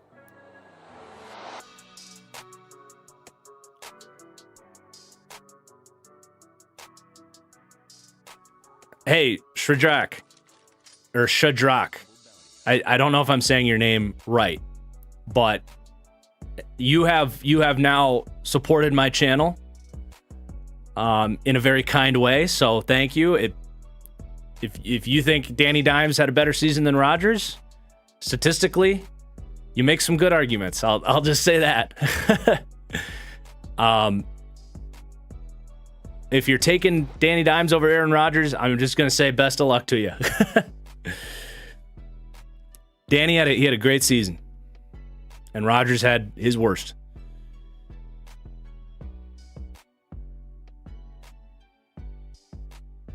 Sean, I can totally see John Schneider falling in love with Richardson, taking him at 5. Was a big fan of Mahomes and Allen coming out. Yeah, I could see it.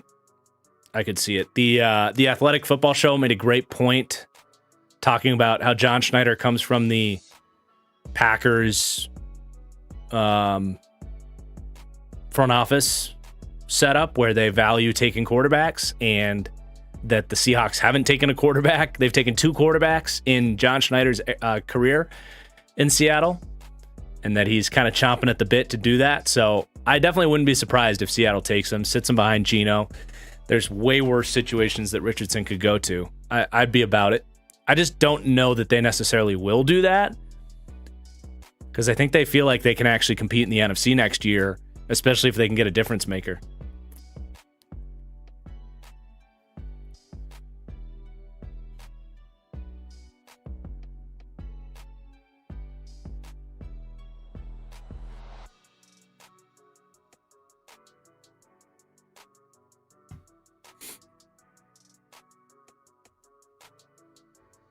I love that Jake Bobo's doing the drills in a hat and a trucker cap. By the way, you guys, you probably haven't seen it because the camera angle's not great, but the new merch finally came in. If you want to rep the brand, share your enthusiasm for the draft out in the streets, it's draft season, baby. I'll drop the link right now if you want to check it out.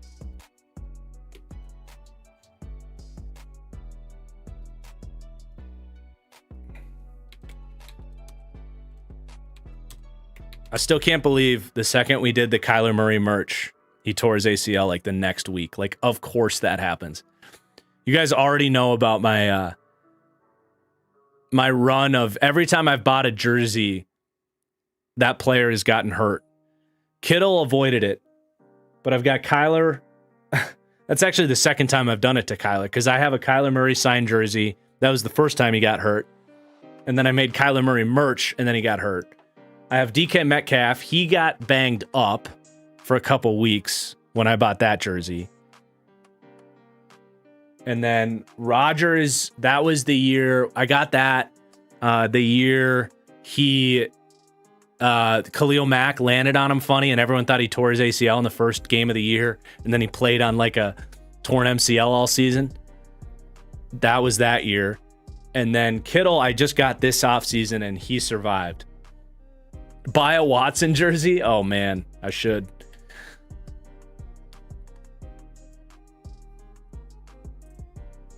What player would cause a similar reaction for the Quay Walker pick for the Packers? It would be Keion White.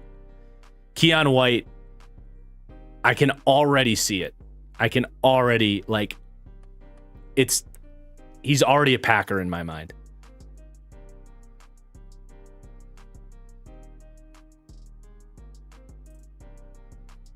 I cannot believe that player is getting top 10 hype, let alone first round. I have a 3rd round grade on Keion White right now, which is what I had on Quay Walker. So thanks, college football guy. First super chat. Let's go. Appreciate you. I think I haven't been using the sound bites, but I think I have. Oh, my soundboard's. Hello. What's going on here?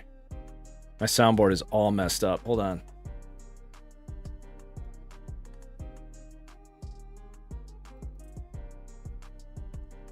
There we go. Excited. Did that work?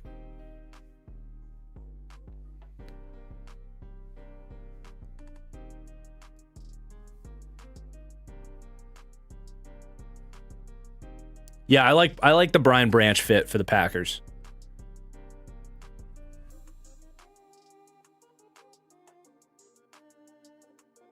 .40.5-inch vert for Anthony Richardson. My God. Dude, seriously, if he doesn't work out at quarterback, you could still flip him to tight end and get like a franchise tight end out of him. If he's willing to do it, if he buys into that.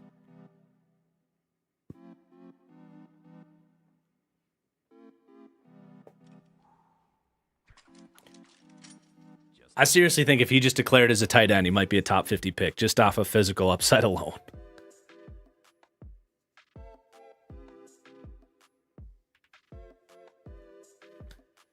Apparently, he's been interviewing really well, too.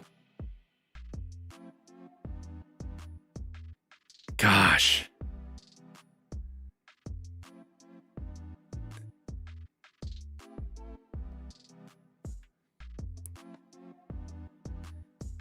I think I might, for my Madden league next year, I might have to take whatever team Anthony Richardson's on, because he is going to be like the best. He's going to be the best Madden quarterback to come into the league since Lamar. And even then, he'll be more fun than he might be more fun to use than Lamar. I don't know. I might as well tell you guys, just in case anyone's interested, and because we're in a little bit of a lull here, we have a couple openings in my Madden league. If anybody has next gen Xbox and looking for a Madden league, we've got a few openings, so I'm just going to drop the application, and that's all I'm going to say about it. It's a realistic league. We got a few openings, so you can check that out. Thanks for the super chat, Dean. Assuming Carolina moves up for a quarterback in the first, who are some players you'd like to see them target in later rounds? Well, they probably wouldn't have a whole lot of later round picks, although they did get a bunch for Christian McCaffrey, so I guess there's that. So one thing with Carolina is their roster's pretty complete, honestly. I think their run game is so good. I'd love to see them target a running back, ironically, with maybe one of those picks they got for Christian McCaffrey, but I know Foreman did his job last year, but they have such good blocking there. I would love to see them get like a star, like a real great running back there, second, third round. I don't know necessarily who that is at this point in time. I haven't really dove into my running backs yet. They need another receiver, so like if you wanted to target a day 2 receiver, maybe like Michael Wilson, Josh Downs, keeping him in Carolina would be fun. Raheem Jarrett, Cedric Tillman, Puka Nacua, one of those guys would be a fun pick for them. Marvin Mims. Good tight end class, maybe.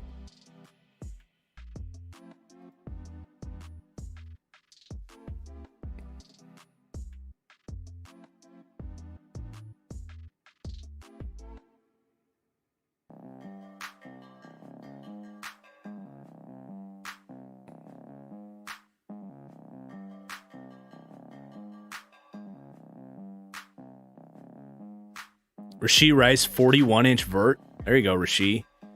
That's going to be a big 40 time for him. I'm just not a big Rashee Rice fan.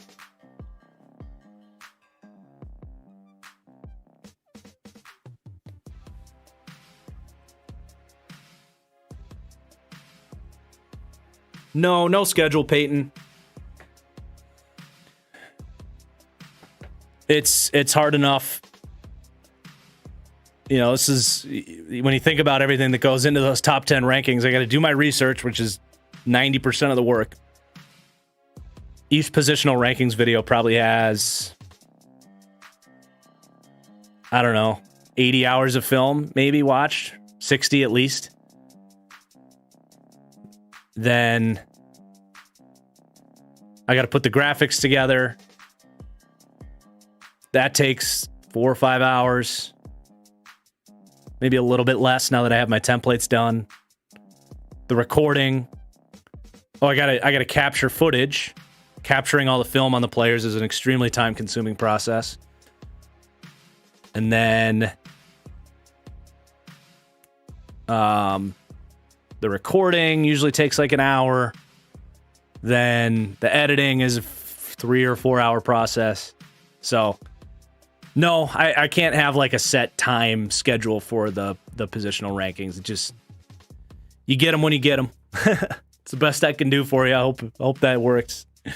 I do plan, now that it's March, every Monday I plan on doing some kind of mock draft content. So like I'll have my actual mock draft this Monday, and then if I'm not doing my normal mock drafts, I would love to do like either a mock the mock situation where I'm reacting to other analyst mock drafts, or having people on the channel for like back and forth mock drafts would be awesome too. I'd love to get Renner on. I'd love to get the stock exchange guys on, maybe Bengal. Those would be some good Monday content.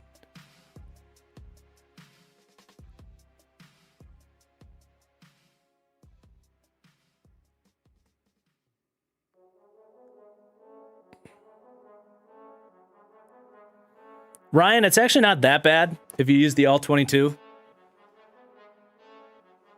The top quarterbacks are the ones that usually get hit with the copyright. Yeah, Will Anderson's a better prospect than Aiden Hutchinson.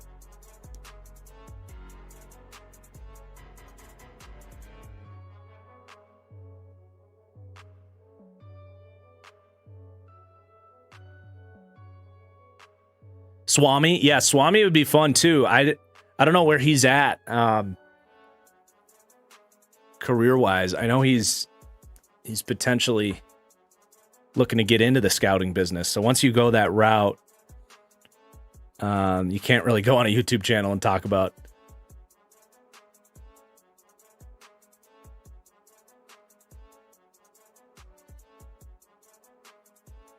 Levis just keeps throwing dimes.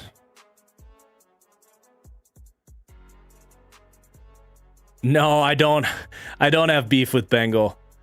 No, that was a long time ago, and it was short-lived. It was more of just a Twitter interaction when I was a small YouTube channel than anything.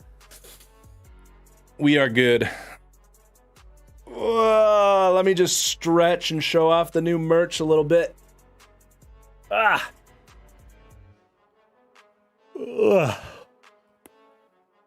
Will or Chase Young? I think Chase Young. Although I was a little bit lower on Chase Young than others. I still had him as a blue chipper, but I thought Bosa was better than Chase Young. I don't think that was a popular opinion. Carson, those are some great jumping numbers for Rashee Rice. I'm not going to lie.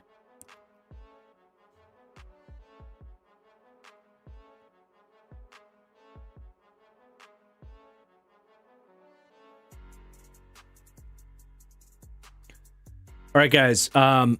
They just went to commercial. I need to make some coffee. I thought maybe we would get through these receivers a little bit quicker. I've been live for almost 2 hours now. I just need some coffee. If you can just give me a minute here, I am going to play.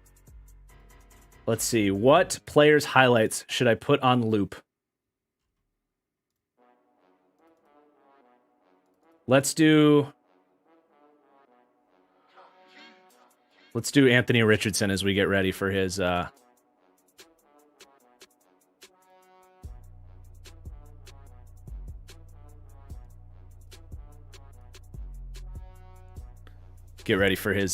performance. I will be back in just a couple minutes.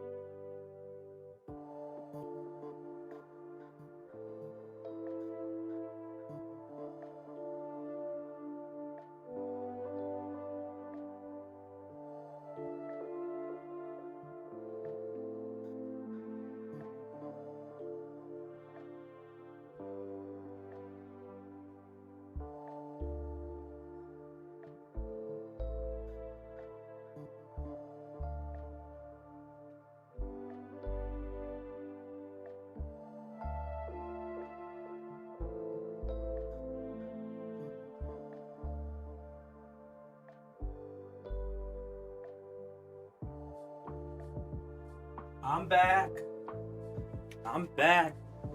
Oh, we only lost 100 people. That's great. They're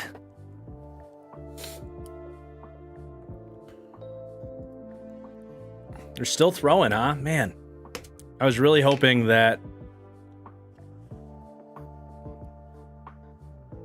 this wasn't going to take so long.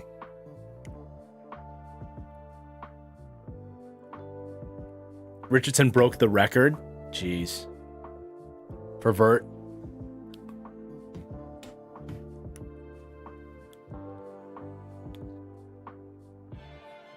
Hey, Teddy. Hi. You guys want to see Teddy? Hey. Come here. Oh.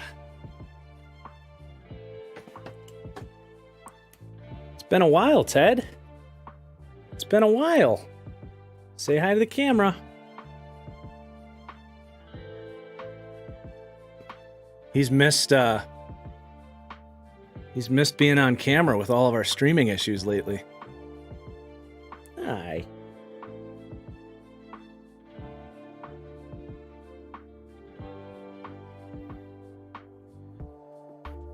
Getting ready for the draft? Getting ready for the draft? Be a stream star? Say hello. All right, he's got to go outside.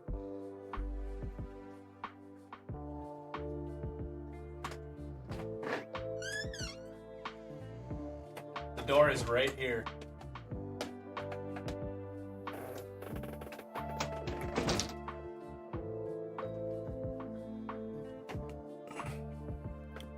Yeah, you can't say I don't like the Bears when my literal dog is a bear. All right, they're sending deep balls now. This is good.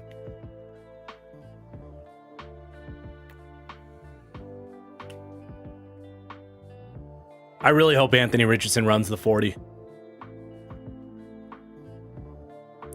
Teddy's wide receiver 1 is definitely Tank Dell. The smallest, quickest receiver. Teddy is the Tank Dell of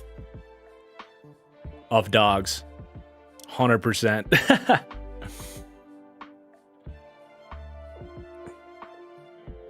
The door needs some WD-40. You might be right about that. I'm like the least handy guy you'll ever meet. The chat says our door needs some WD-40 on it.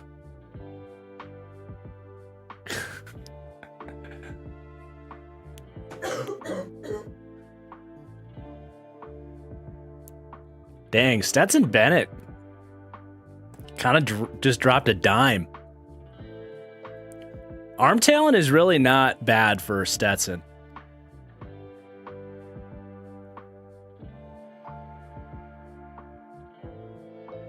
I might just have to crank him from a C+ to a B-. Because the only reason I went C+ over a B- is because he's smaller.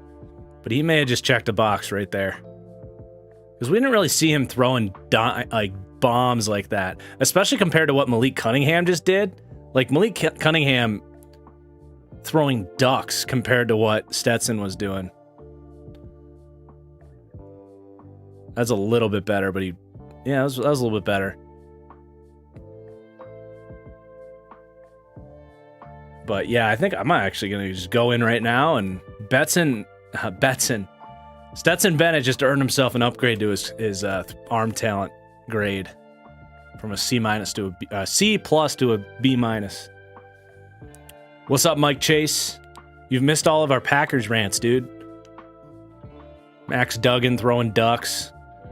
Duggan's accuracy is just all over the map, man.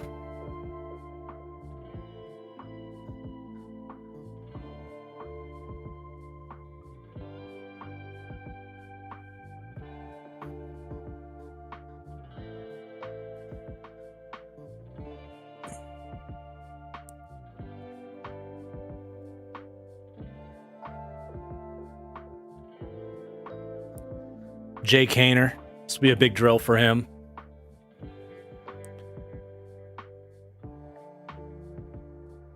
Yeah, his arm is just I think Haener, it looks like he's maybe accurate, but his arm doesn't seem like it's anything special. Definitely worse than what Stetson had. Dude, is Stetson Bennett going to end up going in like the second round? I feel like a lot of people are talking themselves into him. And honestly, it reminds me a lot of Jalen Hurts, to be honest, where like he just kind of slowly, the more and more time people spent with him, the more people realized. Like, I don't know if he's going to like interview as well and be as likable as Jalen Hurts was, but Jaren Hall overthrowing guys. Hey, it was on the scouting report. Can't say I didn't try to tell you 2 weeks ago in our quarterbacks video. This is where he really struggles on tape, and that definitely was just reinforced in that drill, right?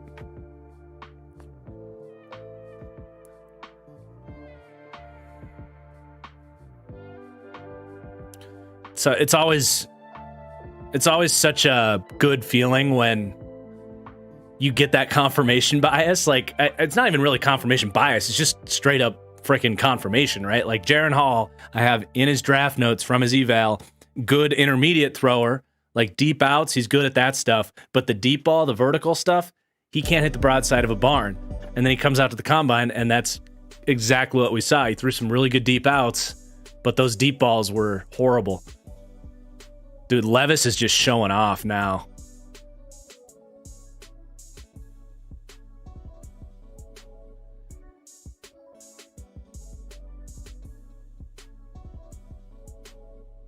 Oh my God. He's just showing off.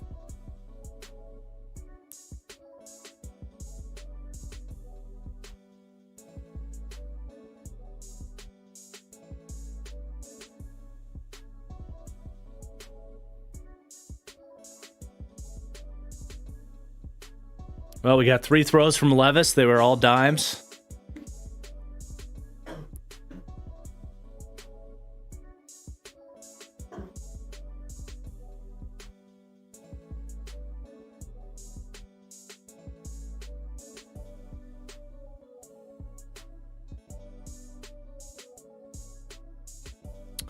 See if Teddy's ready to come in.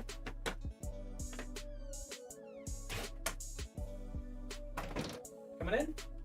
Come on.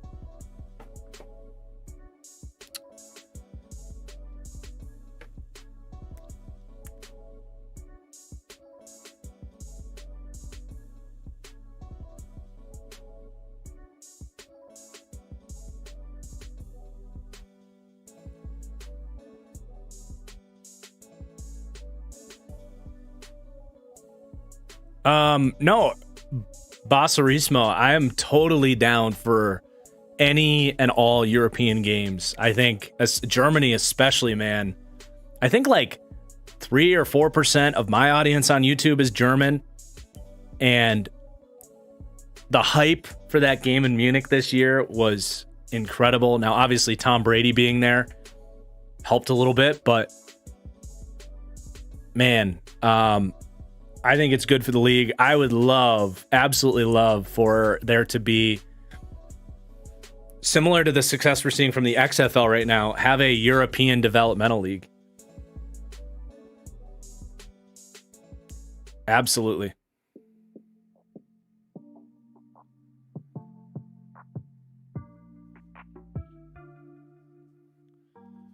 All right, I'm ready for this next round of 40s, man.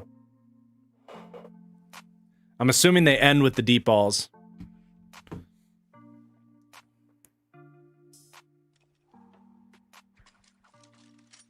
Just a humble bounty hunter, man.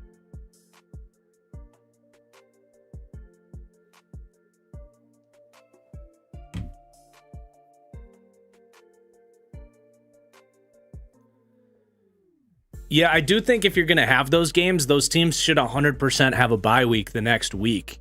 That's one thing that I don't understand is the teams that have to go and play the next week. Like if you're going to go to Europe, now it's not. The other thing too is like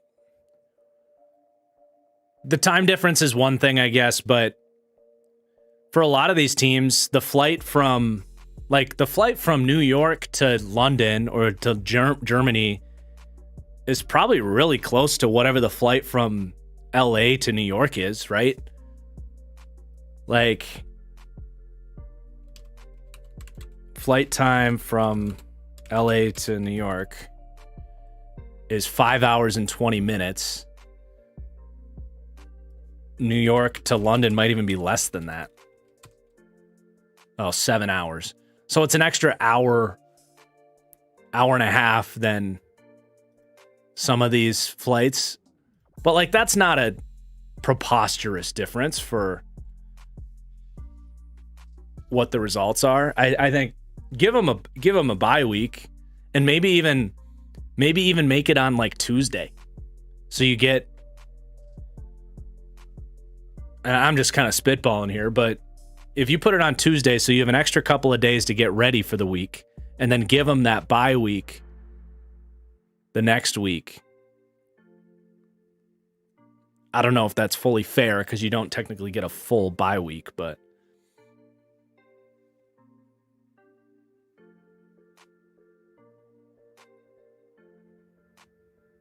or just make it Monday Night Football. Make the international games Monday night and then give them a bye the next week. That's probably fine.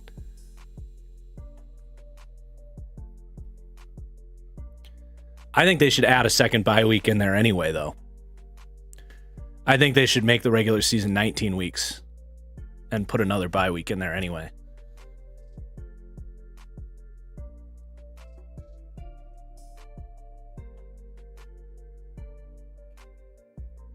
Man, they're still throwing, huh?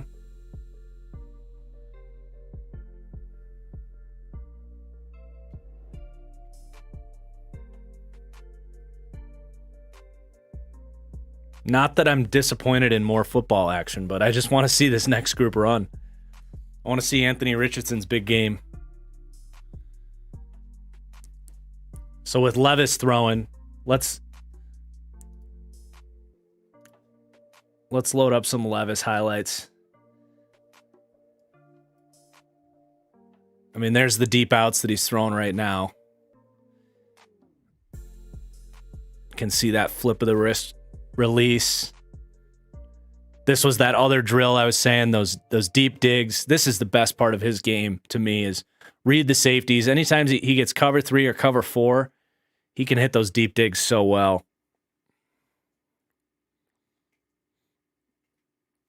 Play action especially. I mean, there's a good example.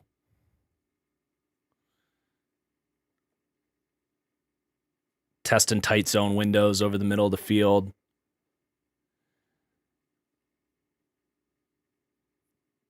Same thing, under pressure that time, ball gets dropped.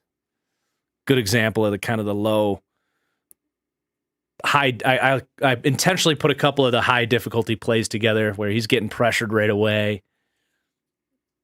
This is against Georgia. This is a deep ball under pressure, throws it away from the safety.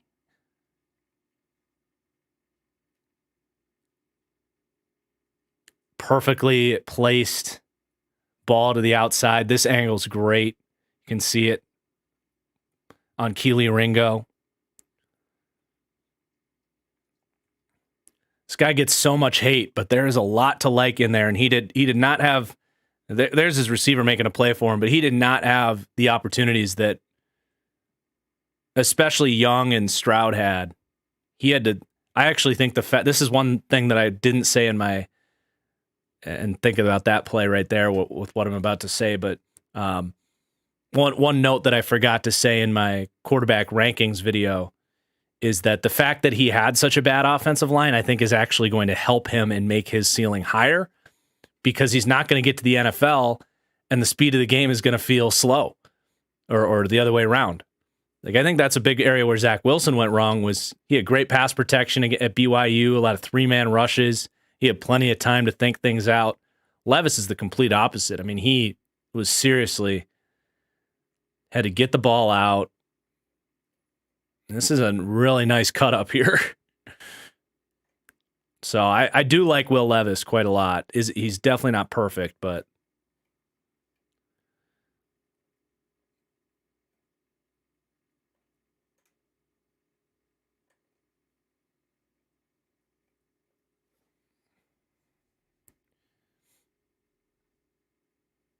there you go.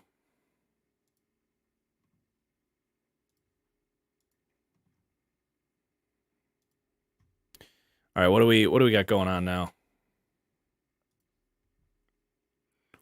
Throwing more deep balls. Do they normally throw this much? I feel like they're throwing more than they normally do. Quentin Johnston had an 11-2 broad jump. That's ridiculous. That might be the best out of anyone.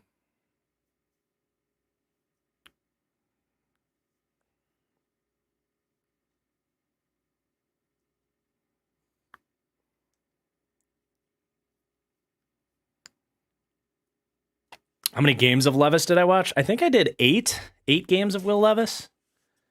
One of them was broadcast, I think. The Tennessee game was broadcast. I didn't have all 22 on that one.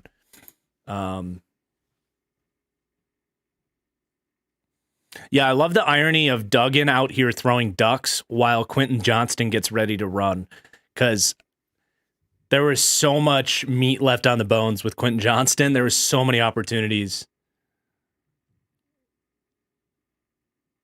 40-inch vertical for Johnston. Gosh.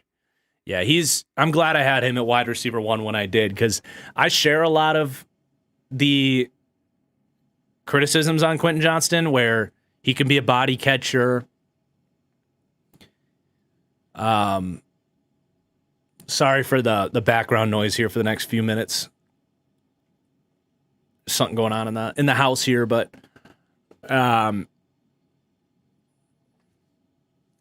he doesn't use his size as well as he should. I talked about that, but I still think he's wide receiver 1. I mean, his explosiveness, I think I want to see him run low 4.4s is good enough for me. I think he could sniff 4.39, 4.38, but with the times being a little bit slower today, if he can get 4.43, 4.44, be happy with that.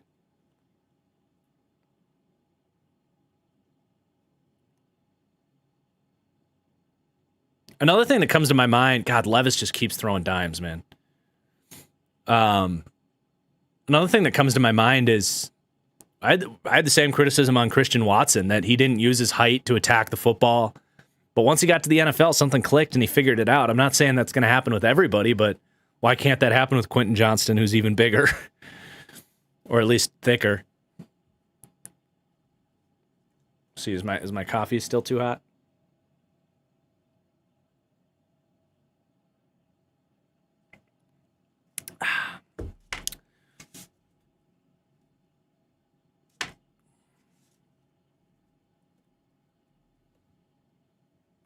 I'm going to have to check out this Tyson Bagent guy. How do you say his last name? Is it Bagent?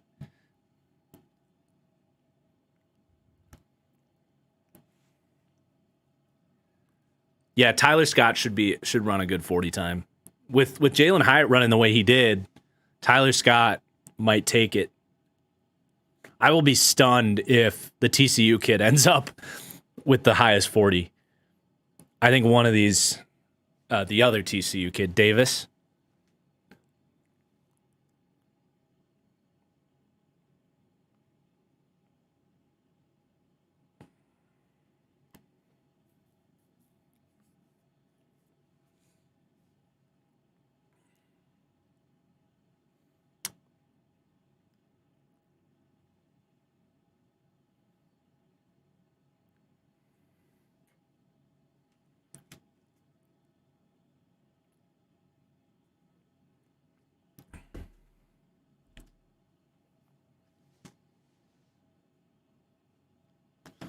Thoughts on the Boise guys? Not a ton. Skinner can hit. Skinner, it's a real big bummer that he got hurt because he would have been one of those guys that people would have had their eye on for the combine.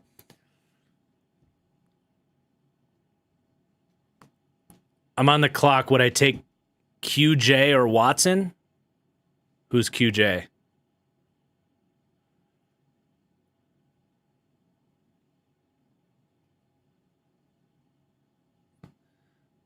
I don't know why I can't think of who Quentin or who QJ is.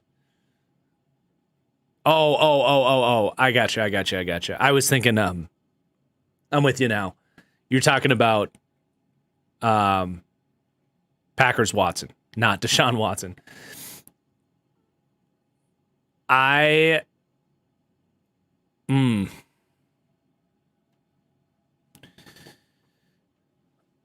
think I take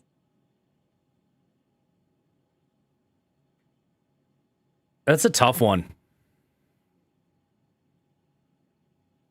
Can I wait to see what Johnston runs first? Because I think that's really close.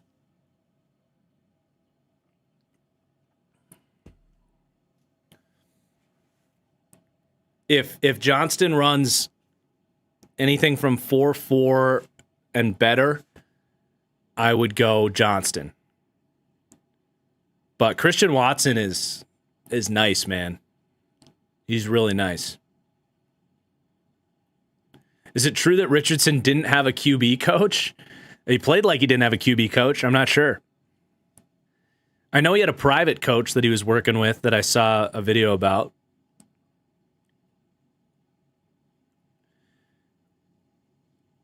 Yeah, like Aiden says right there, if you're just talking about how I graded them as prospects, Quentin Johnston for sure. But Christian Watson was balling last year.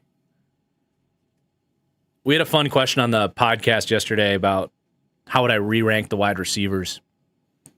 I felt like I was blabbering through it, but it was a really interesting conversation. Did anyone in the chat watch that podcast? How did it come off?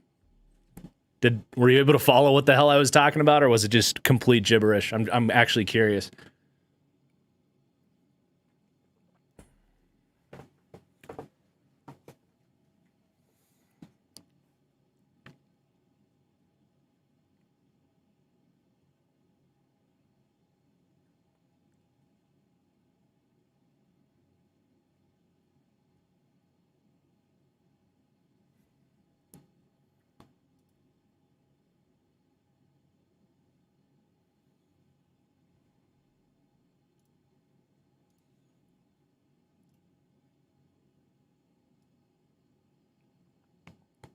It was easy to follow? Okay, good. All right, let's take a look at Stetson Bennett's cut up here. Not going to be quite as impressive as Anthony Richardson's, but you can see some NFL throws here. There's a deep dig off of play action. Bennett was like all play action.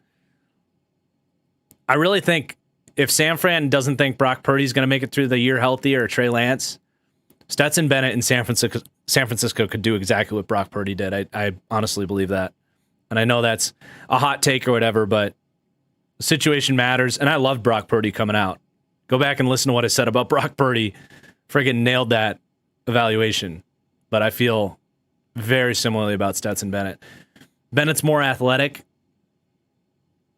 Purdy's probably better when it comes to like accuracy in the short game. But both could get the job done. Game manager, safe with the ball. Arm's better than... Like, I like the Tyrod Taylor comp for Stetson Bennett. It's going to be a really good backup in the NFL who, if you have to start him, can do some nice stuff.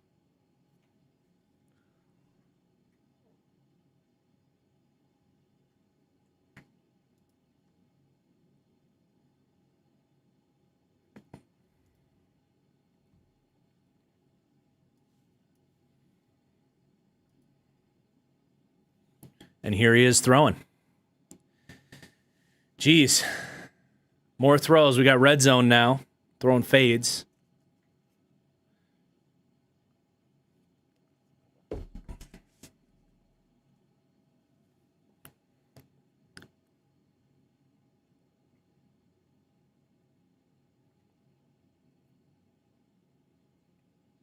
That's interesting, Carson.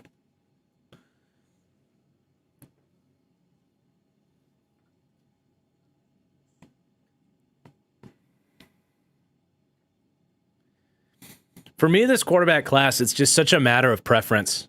I think Stroud and Levis are pretty close for me.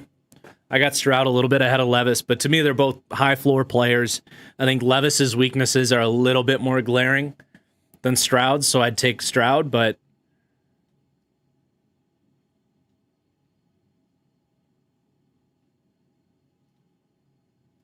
those two guys are really tight. And then Anthony Richardson's right behind him. But if you really felt like Richardson's upside was worth it and he was good in the chalkboard interviews and all that stuff, like I could totally see, especially for the right teams. Like I've said, if I'm Detroit or even like the New York Giants, like I would totally take Anthony Richardson over Levis and Stroud because of the upside. But he needs the right situation to get there. Lisa B in the chat, what's up? I mean, Jalen Hyatt has surprised me in a bad way. I thought he would run a lot better than he did. Stetson Bennett's arm talent, and like it's not very often that a quarterback makes himself some money in these drills, but I think Stetson Bennett showed off the arm a little bit in a way that he didn't necessarily have to at Georgia. I might have to revisit another Stetson Bennett game. See if, because right now I got Bennett at QB 8 behind Clayton Tune. Like I feel pretty safe saying I would put him ahead of Tune at this point. To be fair, my impact grade on Bennett is 66. My impact grade on Tune is 60. So I know he's a better player now. But that might have to change. And would I push Bennett up more into the round 3-4 conversation? Maybe. I think I'm going to do another Stetson Bennett game. Maybe that's actually a good Patreon film room to do, a Stetson Bennett game.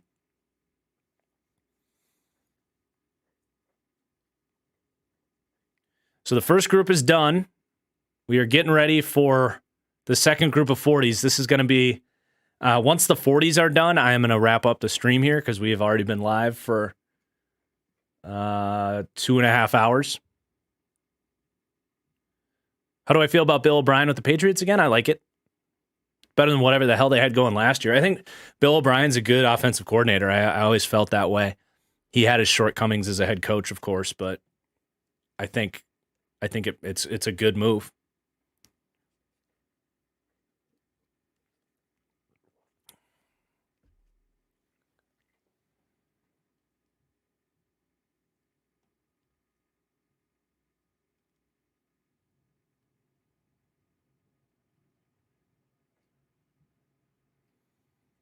I'd be upping his ceiling, Ryan. Maybe his floor a little bit, but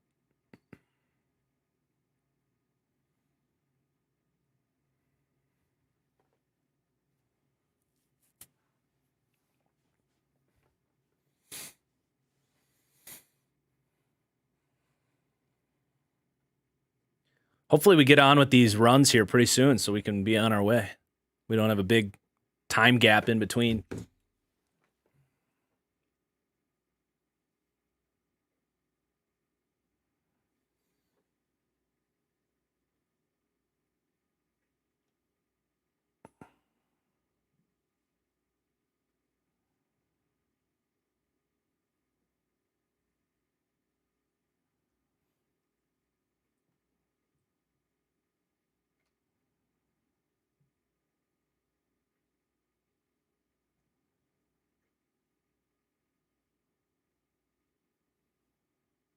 Sorry, I'm just texting the wife.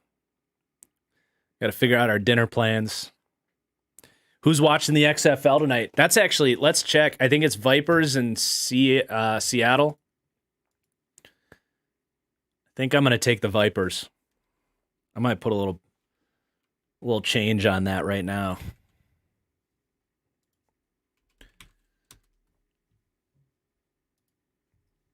Let's see here.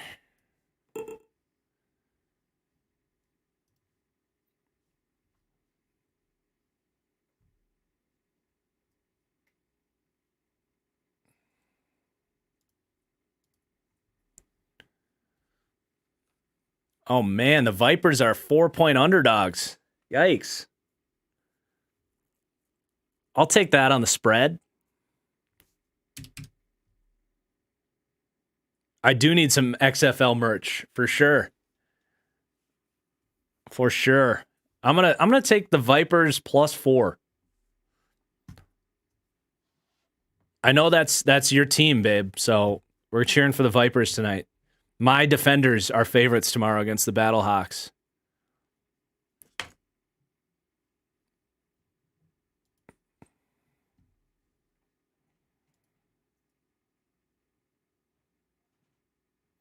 Dude, Underdog does need to add the XFL. That's a great call, actually.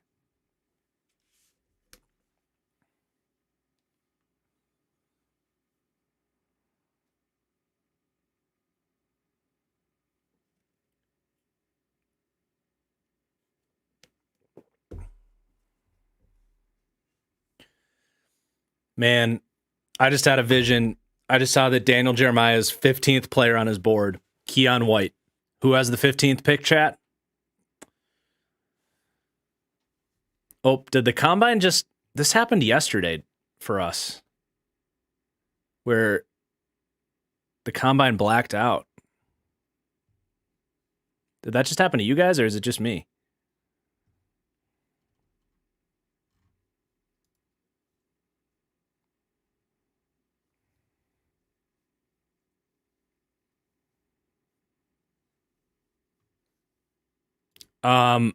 No, not necessarily. I wouldn't draft Richardson over Stroud. It depends on the situation. Basically, what it comes down to is if I need a guy to start right away, if I'm the Raiders or the Panthers, I would much rather have Stroud. But if I can sit him and develop him, I would take Richardson. So in like the Lions case, for example.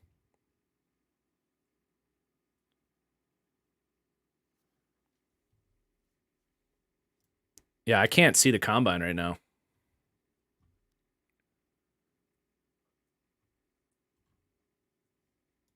It's all blurred out.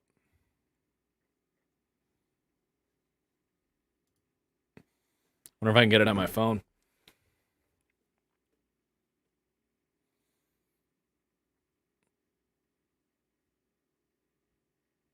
It's just like a rainbow colored screen right now.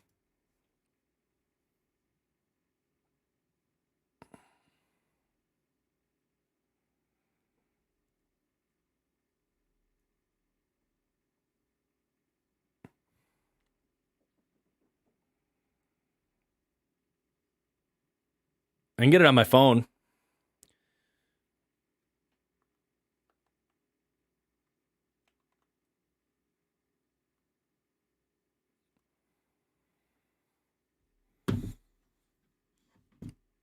As long as I can see what's going on, we're good. All right, let's do another. Who else? Whose highlights? Who others highlights do we have? We got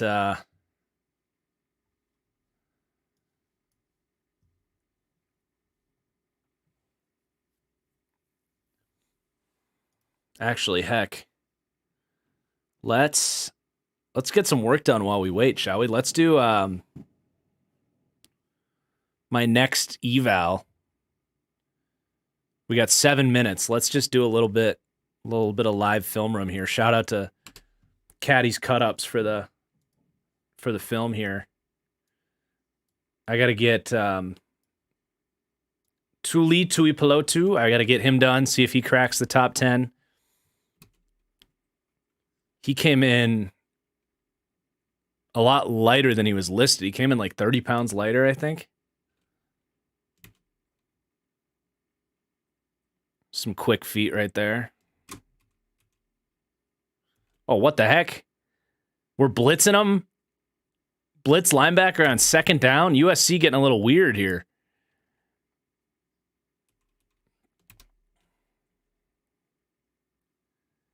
That's a hold. That's a hold. Refs, hello.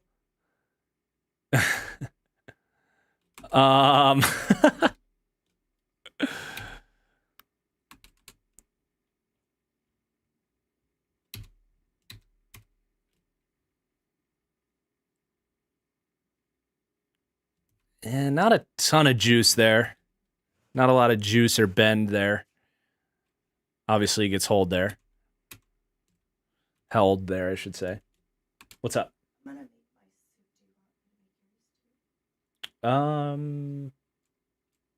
Sure.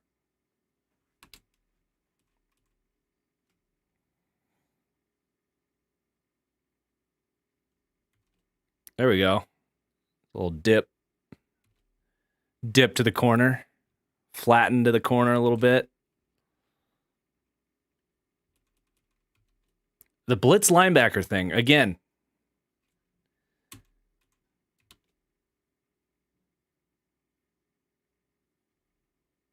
That just doesn't really do a whole lot for me, personally.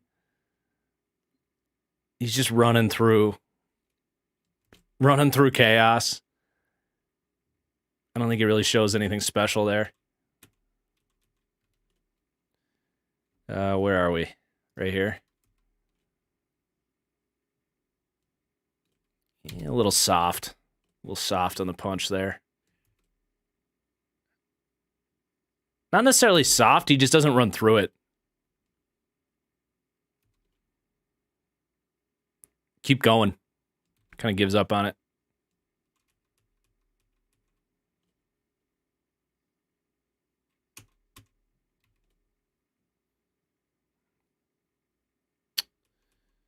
Could he have made a play there? And he gets blocked a little bit.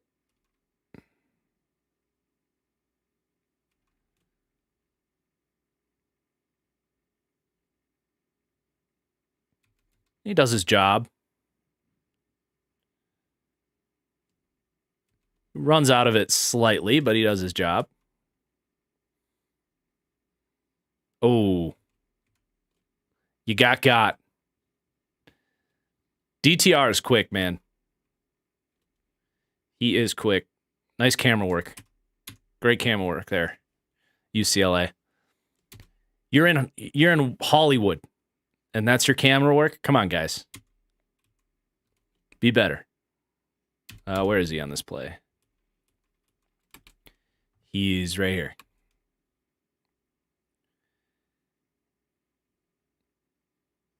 He doesn't seem to like finish plays in the run all that well. He's there, but he just doesn't finish. Like he knows where he needs to be, doesn't know how to finish a job.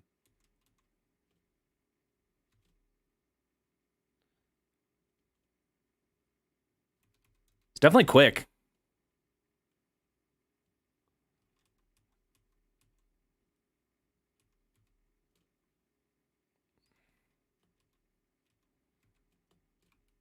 Where are we? Right here?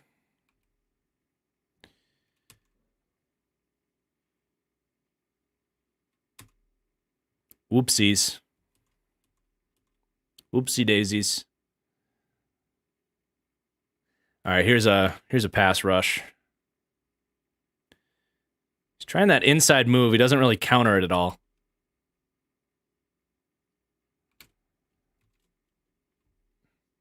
Tries to knife inside, but at this point, you probably want... Well, he does. He's trying to rip through this. You can see that rip come through.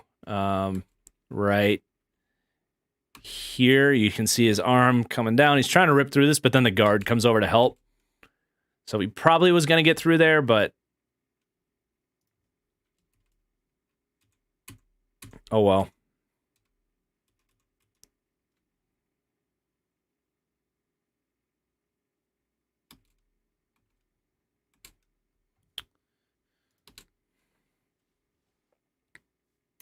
I want to see this one more time here. not that one. I want to see the next play. There's a little bull rush. So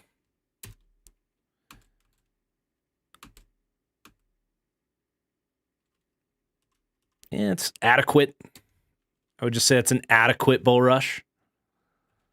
There's not a crazy good first step. He's not detonating his blocker or anything, but he's getting some drive.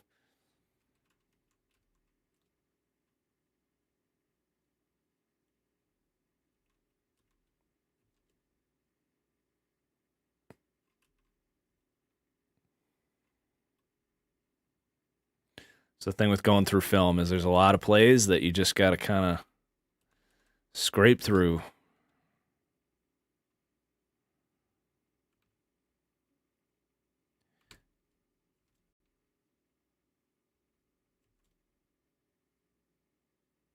Yeah, that quickness keeps showing up to get around these blocks.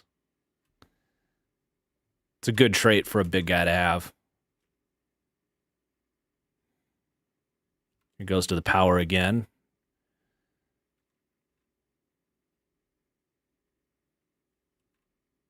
It's more of just a contain rush.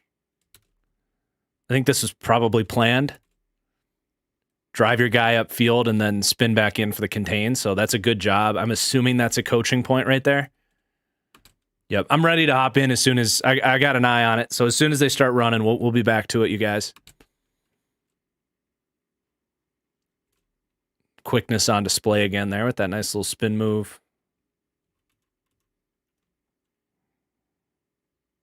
Some strong hands against the run there. His good job as the force player there. The linebackers and safety got to do a better job cleaning that up. Number 7. This one's on number 7. NFL Network just said Anthony Richardson is running the 40. Hell yeah. Let's get it. I'm excited for that. Yeah, I want to see this from against a guard. They slant him inside. Good job. Stack. Sets the edge. Everyone else needs to do their job on that one.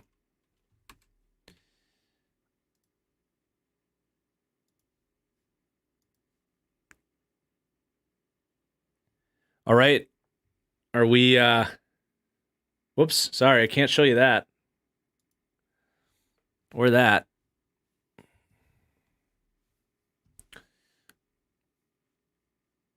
Of course, when he lights it up behind me. Okay, I'm back on. Doesn't look like they're quite ready to start running, though.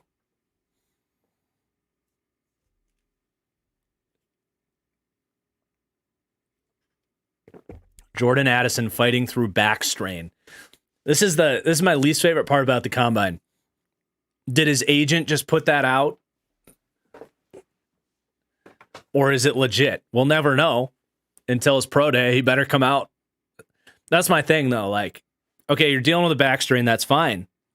But you better come out of your pro day and run a freaking 4.4 flat. Or I'm calling bullshit on that, you know?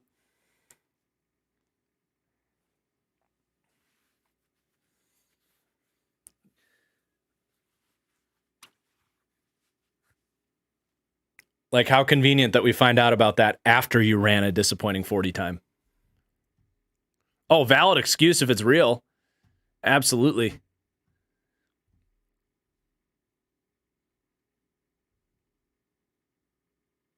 And yes, the tape does show us. I'm not trying to slam the guy. If anything, it's his agent that I would be slamming, but I don't mind talking shit about that type of deal. It's not that serious. All right, I'm going to go back to Marlon's tape because this is taking a while. Quentin Johnston not running the 40. Oh, man.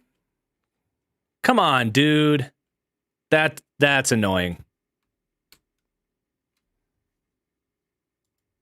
That's annoying to me.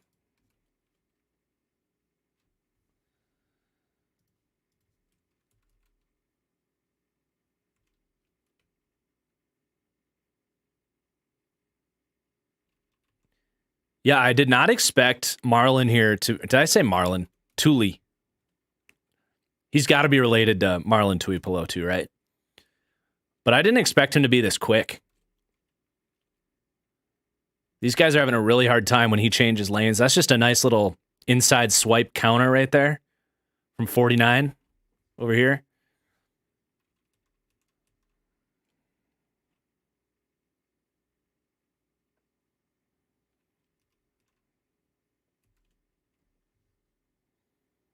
Just another contain rush. That's what makes me think that other play that I liked was a scheme thing. Yeah, Kyle, my NFL Network was down for a little bit there. It's back now.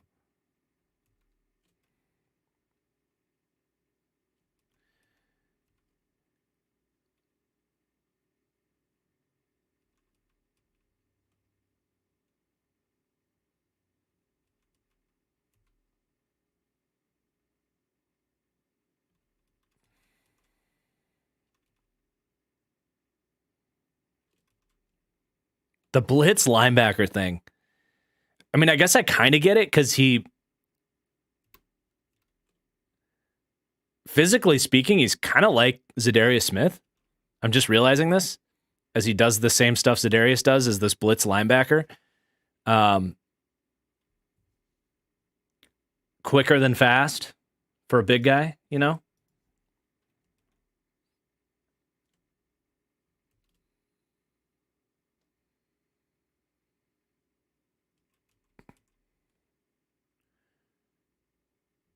Yeah, he kind of hits his top speed quick, and then that's like it, right?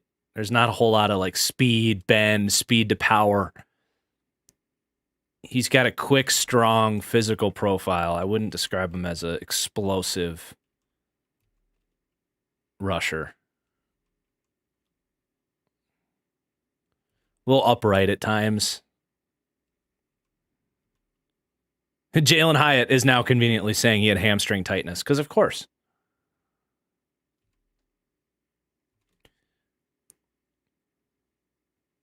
So there you go. That's about everything you're going to get from him, it looks like, as far as his stance, the wide alignment, get that running start, and then go to the power rush. Although it's more of a contain rush. But just the first step there, it's fine. Would I say he converts speed to power? Hard to say on that rep, just because the guard comes in to help and it's a contain rush.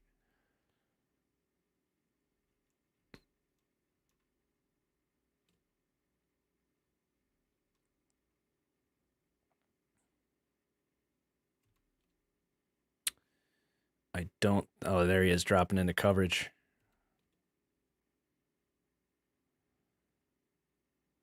Again, shout out to Caddy's Cut-Ups Patreon for the Tuli cut-up. If you guys are looking for college film, it's a great place to go. All right, here we go. This is your power rush rep right here. Wide alignment.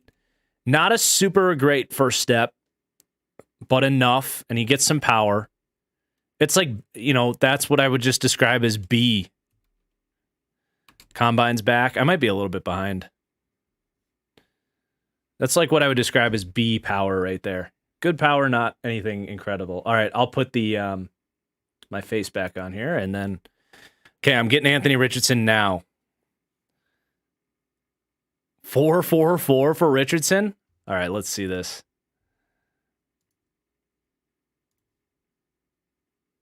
Dude. Let's go. Let's go.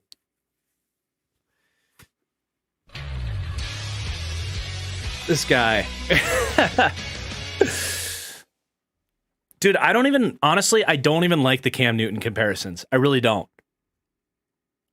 I think Anthony Richardson is I think Cam Newton, and I say this with all the respect for what he accomplished in his career, Cam Newton is not nearly the freaky athlete that Anthony Richardson is.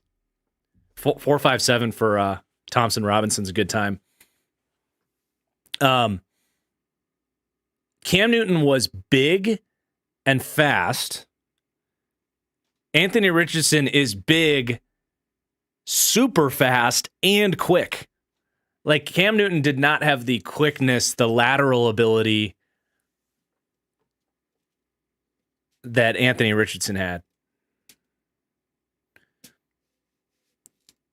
Now, they have like that same kind of quick release and both really strong arms.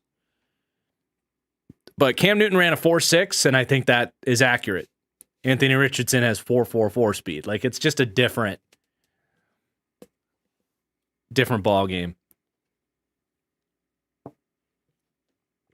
Dude, Clayton Tune was kind of scooting right there. I did have Clayton Tune over Stetson Bennett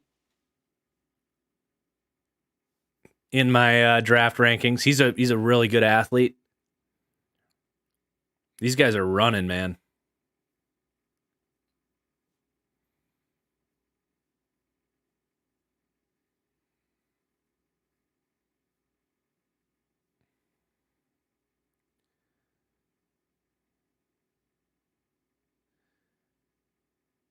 Dude, Richardson is fired up. I love it.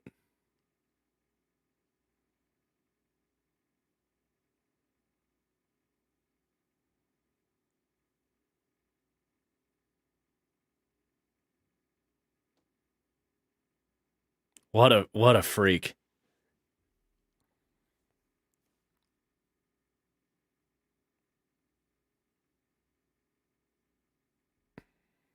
I love that he actually ran too. All these super fast quarterbacks have like not done that, right? Like Kyler didn't run, Lamar didn't run, Fields did run, right? Or no, Fields didn't run either, did he? Because everyone said Fields would have ran 4.4 if he did, but he didn't run.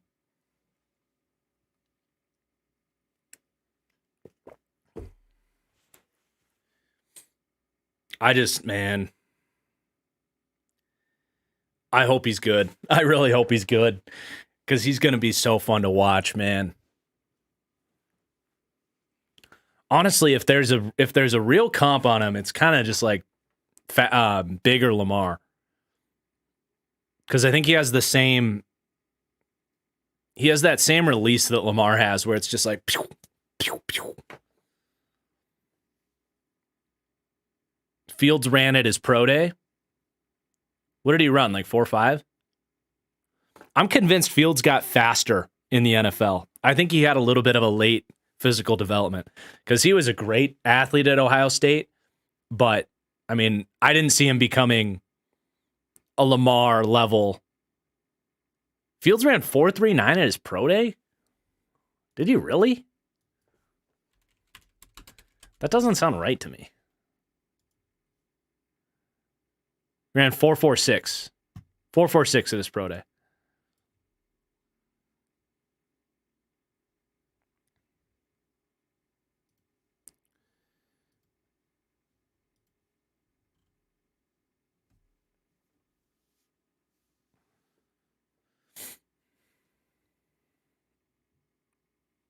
All right, so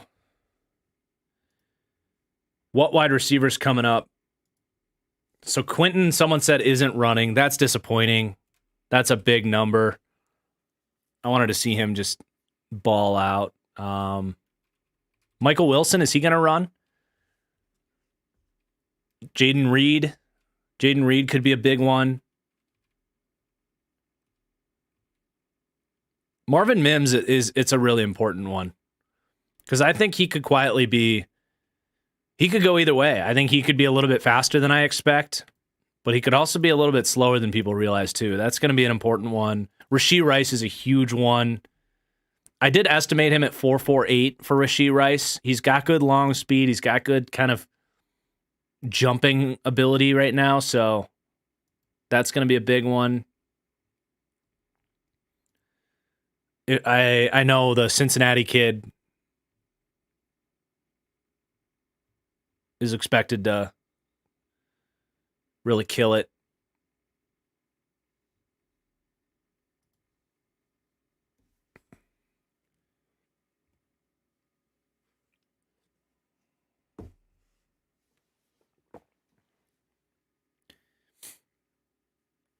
I agree. Mingo is underrated. Yeah, he's going to be a fun one to watch.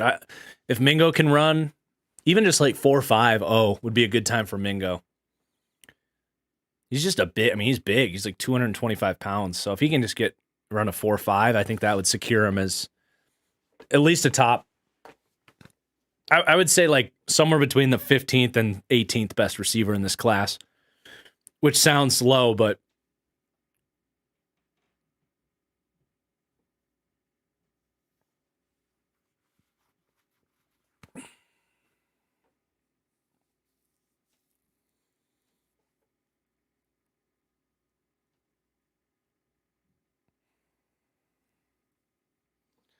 how far would AR-15 have to fall for the Giants to trade up for him? 10? I think, well, the Eagles probably wouldn't give him to the Giants, so maybe 11. No, I don't. I wouldn't go with the AJ Brown comp for Mingo just because he went to Ole Miss. I wouldn't go that route.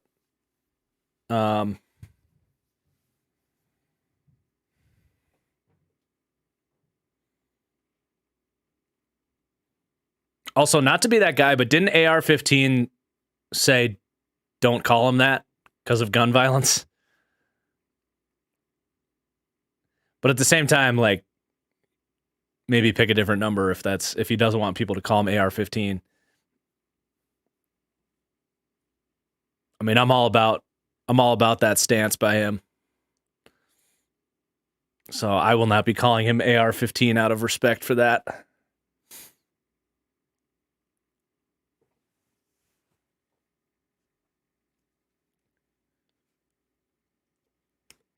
He should just go with make his number whatever pick he ends up being.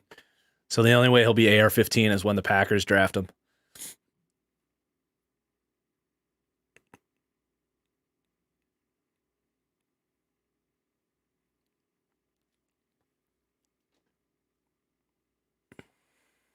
Got Adam Thielen in the booth, huh?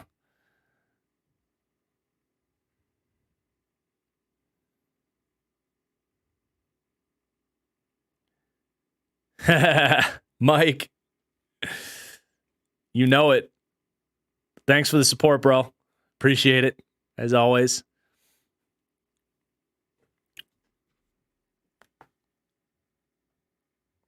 But no, I do not see the Packers drafting a quarterback. I think they believe in Jordan Love if they're not going with Rodgers. I hope not, Kyle. We're like a week away from Lazard hitting the market. That's all I can ask for.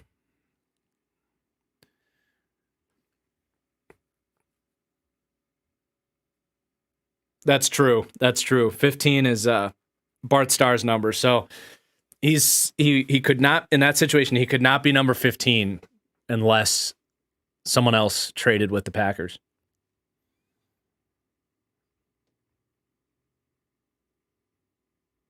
How do I feel about giving Daniel Jones 40 plus mil? I wouldn't do it. I said earlier, 36 mil is my hard cutoff.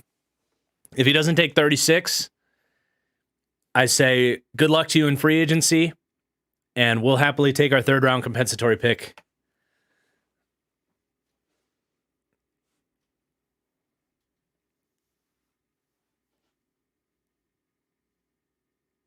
Free agency, I think the legal tampering starts next Monday, I think.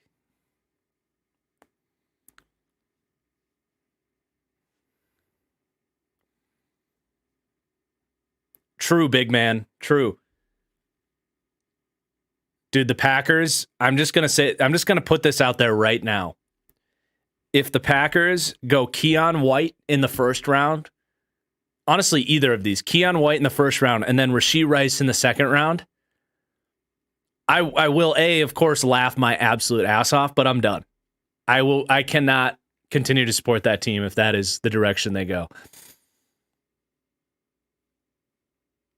And those are just two complete Packers picks.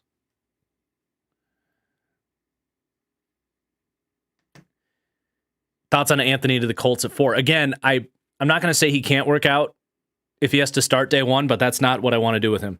If I'm the Colts, I'm taking Stroud instead of Richardson because landing spot matters, man. It really does. And I don't, as amazing as Richardson is and as how big of a fan of his game I am, if he's thrust into a situation with Michael Pittman and nobody else, like, I don't know.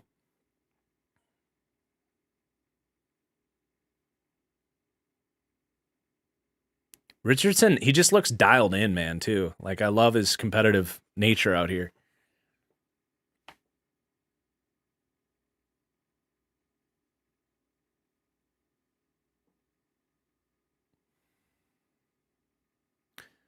Stroud did not run, no, and I didn't expect him to.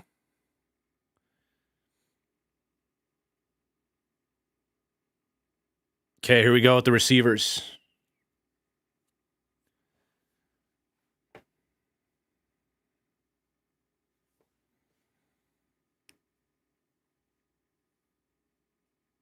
Hey, you aren't wrong, Brandon.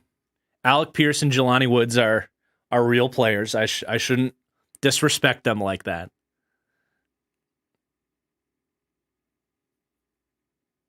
I will say the system would work. I didn't really think about Shane Steichen being there, having another mobile quarterback. I would like that. Like if they took him, I wouldn't be to the point where if they took Richardson, it wouldn't be like I wouldn't come on this channel during the live stream and be like, "Oh, that's a bad pick. They should have taken CJ Stroud." No, that would not be my take. I would still probably grade that as an A and be very excited about it. I'm just saying if it was me, I would probably go with Stroud. But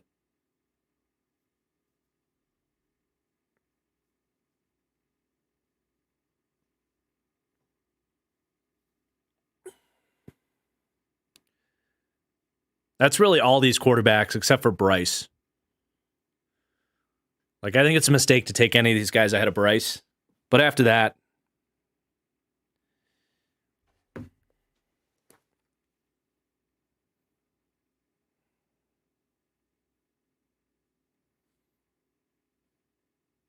okay, here goes Charlie Jones.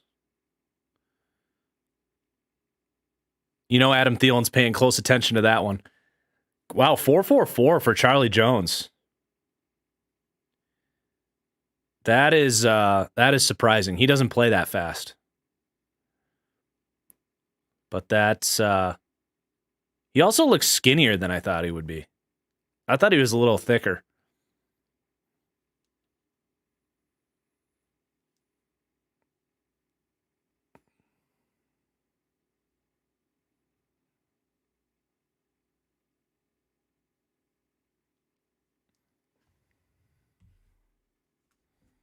Oh, he used to be a Hawkeye? Huh.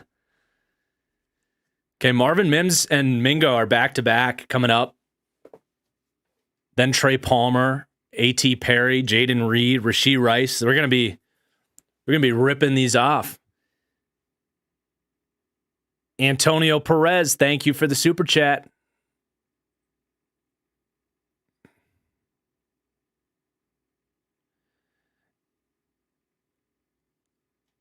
What's up, Chiefs guy? Thanks for the super chat. Really appreciate it. How far up is Mahomes in my all-time QB list? I mean, I think he's like if you have to take into longevity and full like accomplishments and all that stuff, and also like if it's just true GOAT status or whatever at this point in time. Yeah, like Pablo said, I think top 7. But if you ask me who's the best quarterback to ever play the game of football, it's Patrick Mahomes 1. Like I had the clip from the podcast a few weeks ago after the Super Bowl saying he's going to be the GOAT when things are done, barring a career-altering injury. Okay, Marvin Mims coming up here. So he did come in just under 5'11". That's good for him. You don't want him to be too short. 183. Let's see this in the 4.4s.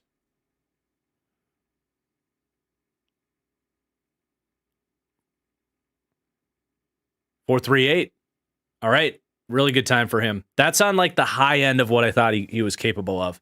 I had him estimated at a 4.45, so that's a good time for him. That'll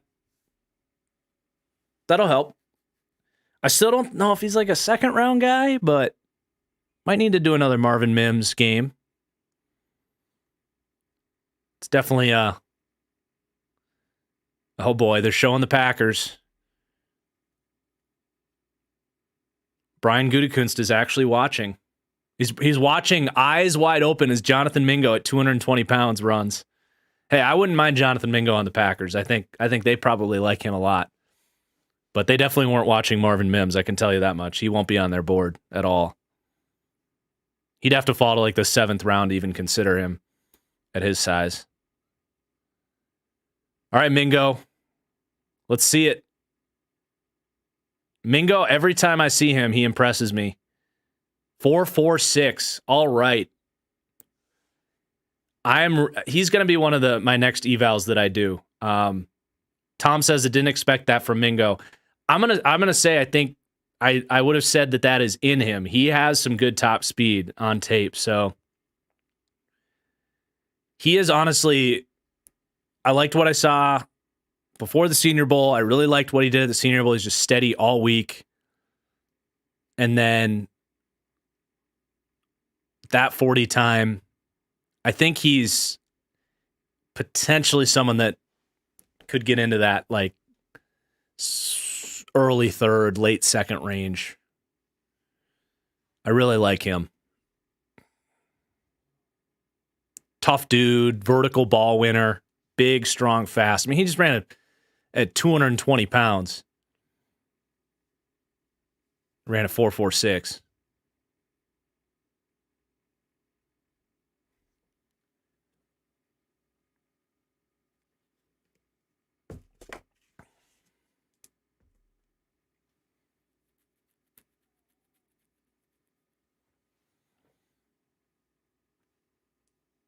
The Packers did draft Cobb. Yes, they will take a guy that's shorter if he's a slot guy. I suppose that's fair, but even Amari Rodgers was 213 pounds, right? Like they're not going to take a 185. Yeah, and Randall Cobb is like 200 pounds. They're not going to take a 185 pound receiver.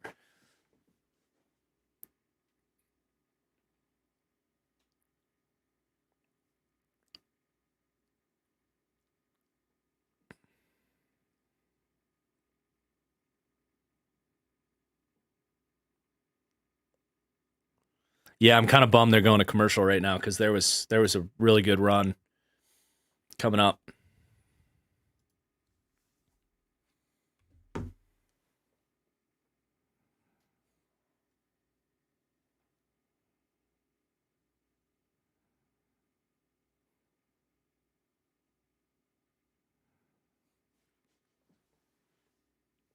Yeah, Parker Washington would make sense for the Packers. Bigger dude.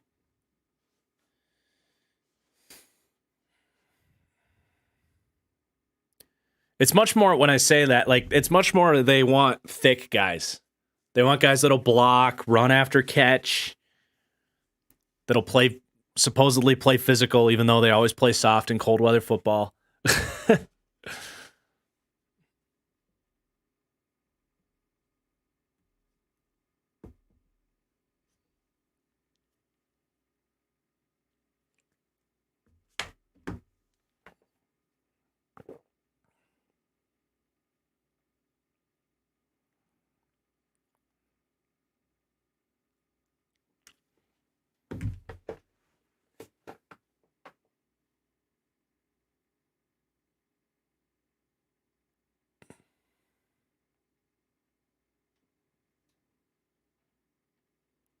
No, I don't think drafting a slot receiver would get in the way of Watson.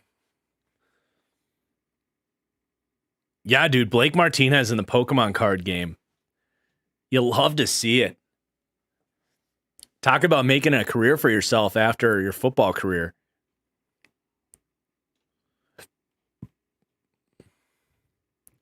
I gotta watch some of his stuff. That would be really funny if I became a huge fan of his like Pokemon content.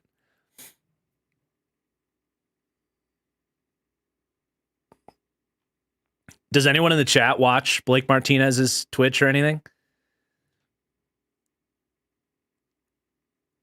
All right, so we're about to get back from commercial, and they're going to rip off like all of the important 40s here.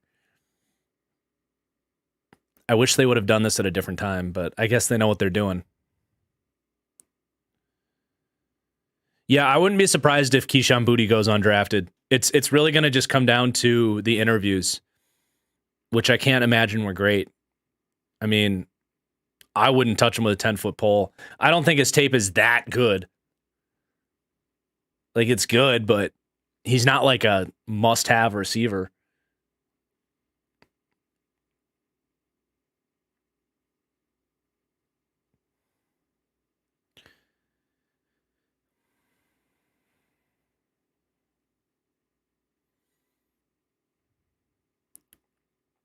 All right. Can we see the damn 40s here, NFL Network? I don't care who would run a faster 40 between Daniel Jeremiah and Rich Eisen. I want to see what Rashid Rice actually ran. Okay, Trey Palmer from Nebraska, 4.33. All right. The hype continues to build for Trey Palmer. A.T. Perry, this one I would expect to be slow. A lot of people like him. I don't see it. 4.47 is a really good time for him, though. I say that having not really watched his game. I just didn't fall in love with him at the Shrine Bowl. Jaden Reed, 4.45. That's not a bad time for him. Rashid Rice. Ooh, he exploded out of there. Oh, my God. He exploded out of there, but then he slowed down. Ooh, Tyler Scott. Jeez. These clocks look slow. It looks like they get in front of the line and then it runs for another 20, tenth of a second.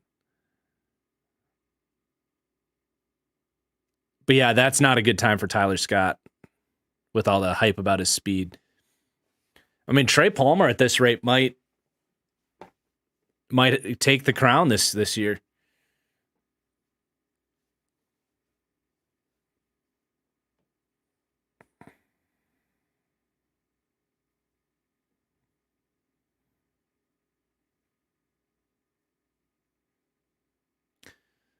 Cedric Tillman, 4.55. That's a good time for him. He's a really big receiver. Anything in the 4.5s I would have been okay with him because speed's not really his game. My comp for him is Nico Collins, who I think ran like 4.5, 4.49.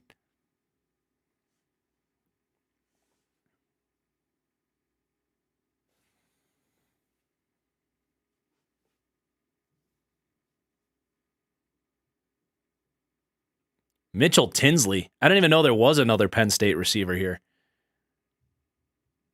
So Washington's not running the other Penn State guy. He might be kind of similar to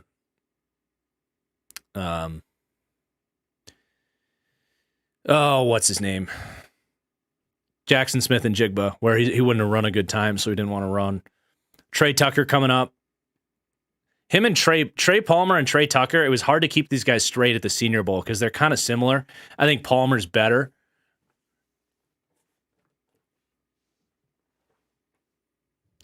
Wasn't Palmer like a 5-star recruit that transferred out of LSU or something? Yeah, 4.41 for Tucker. That's a good time.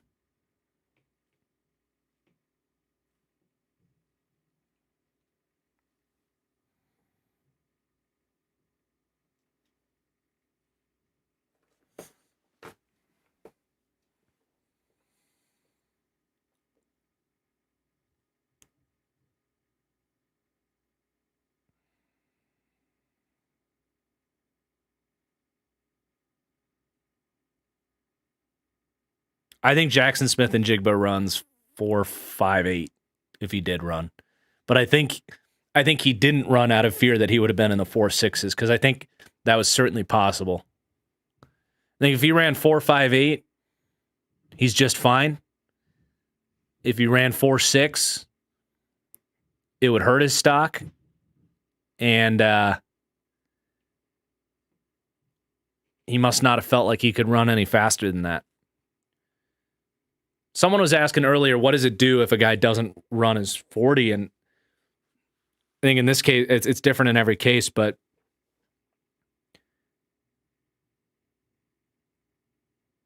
sorry, I want to see Wicks run here.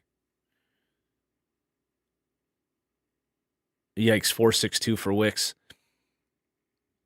I think for a guy that you think he's slow, and he's basically telling you by not running his 40, yeah, I'm slow.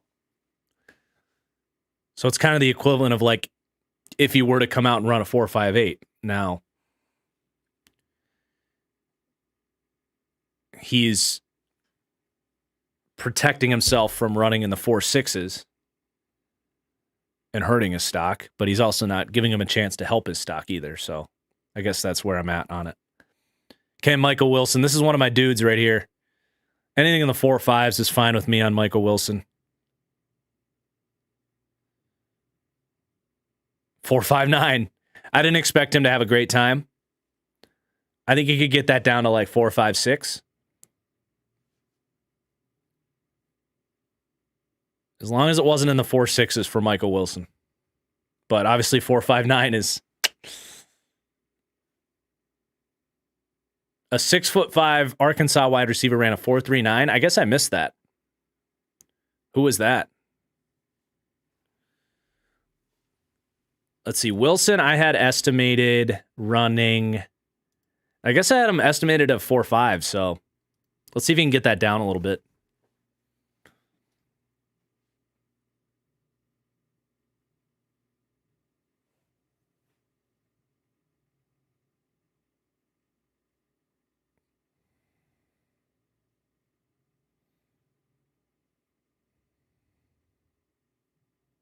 Matt Landers. Yeah, he's not on my radar. I'll have to check him out. Because I don't think he was at, is he an underclassman? Because I don't think he was at Shrine or Senior Bowl. How do I feel about Downs for the G-Men? Well, go check out my first mock draft if you want to know how I feel. Or, no. I took Downs on the Cowboys. But yeah, I love it. Love Downs. Little bit redundant with the Kentucky kid that they took last year, Wandale. So maybe not the best fit in the world, but they need players there. Dable had a big fat cigar. I love it. That's my dude right there. He's a super senior, so Landers he mustn't be really bad at football. If he wasn't at Shrine or Senior Bowl and he's 6'5" and ran a 4.39, he must not be good.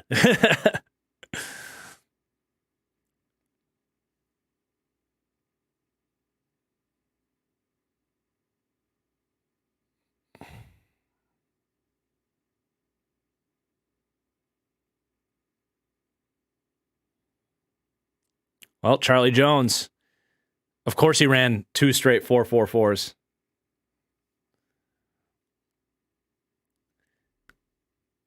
He's a consistent, crafty, tough guy.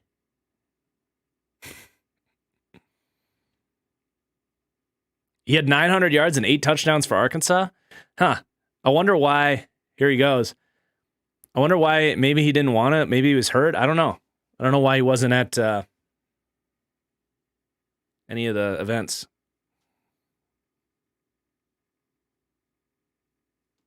No, Pablo. Hyatt did not have a good day.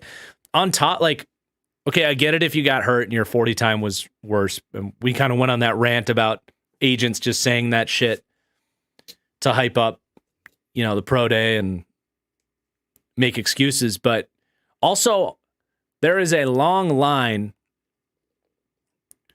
of speed receivers with skinny frames, with hamstring issues, can't stay healthy, aren't out there consistently. So, all right, is he going to have that same thing happen to him? I don't know. I just don't have a good feeling about Jalen Hyatt. It's not full on Jalen Reagor, where I really did not like Jalen Reagor. I think Hyatt is a better real receiver as a deep threat, but it's not. I don't know. Reagor's personality was a little more sketchy. Hyatt, to me, I don't have anything wrong with him. But his game is a little bit sus to me. Because he literally he had open space and he just ran fast and he didn't drop the ball. And that's about it. But he's definitely one player that this was supposed to be his drill. And to not even be in the 4-3s, let alone, like, there was hopes that he could be in the 4-2s.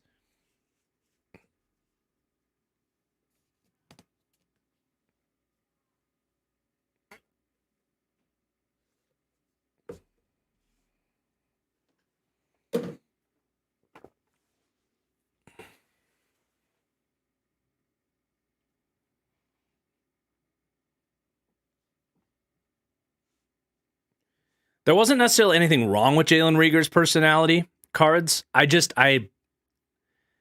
had a really bad feeling. I can't really explain it. I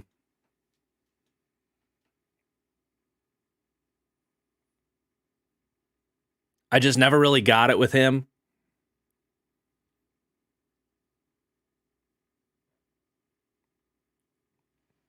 Maybe it was an interview, or I remember he had that sketchy, like, homemade video of his 40 time. That really is what bothered me, because he ran poorly, right? He ran like a 4.4 something. That's why I'm bringing him up, because everyone thought he was going to run super fast, and then he didn't. Reagor had this, like, crappy homemade video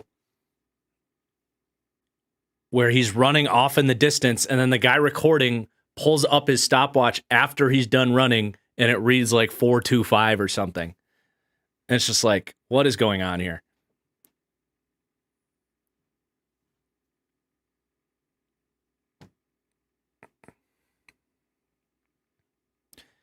Yeah, Christian, you definitely are not the first person to compare him to Will Fuller. I think Fuller was a little bit more fluid.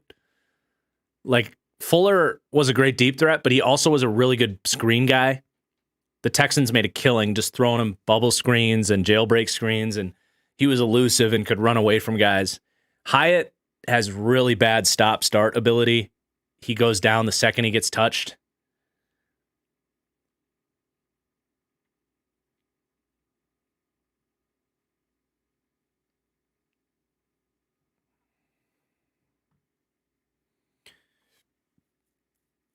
My comp for Hyatt right now is Quez Watkins, and I don't see that changing. Which, like, Quez is a good deep threat in the NFL.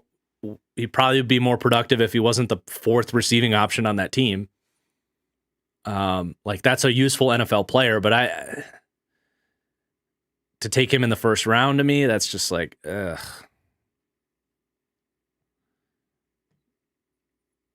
Too risky.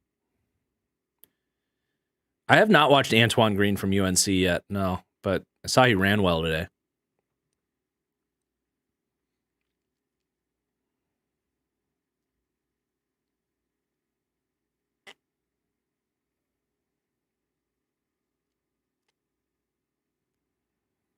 Do I say Palmer over Hyatt? That's a great question. Palmer's going to be one of my next evals, so I wouldn't be stunned if that happens.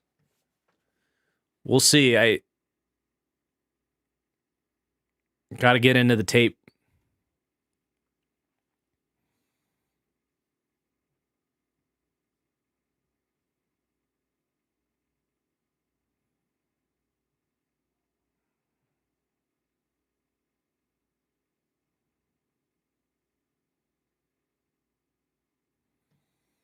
So we're in a commercial break. We'll be back, and we'll probably be able to rip through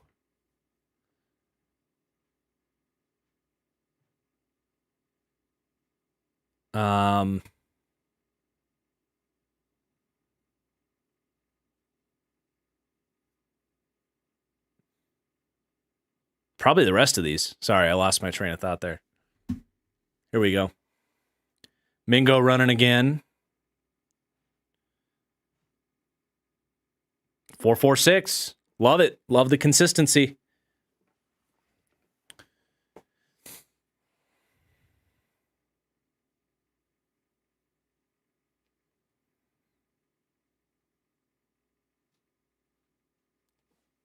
Can Trey Palmer go any higher than 4.33? He's running it again. 4.36. That'll play. Mims probably didn't run again, Shane. I think that was the high end of Mims, 4.38. I think he's happy with that, and he's just gonna shut it down, would be my guess.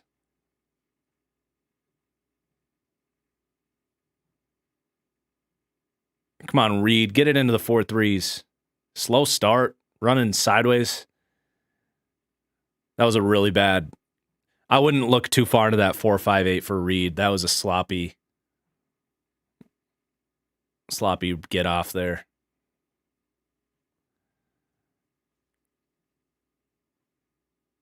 Yeah, 4.5. That's about right for Rashee Rice.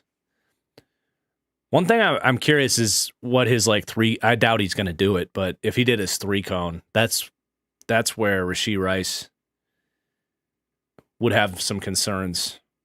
Tyler Scott at 4.44 is better. I know there was some hope that he would be in the 4.3s.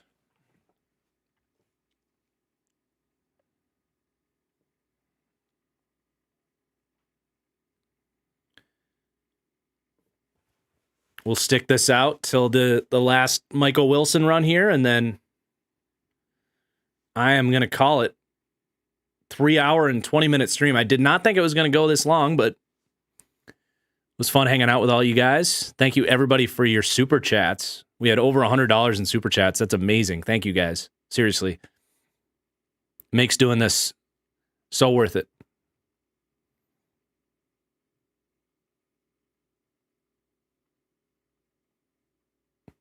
I will remind you guys, if you want to follow the tweaks and adjustments, I know my top 10 receivers video came out. I will probably have an update at some point, probably close to the draft on that.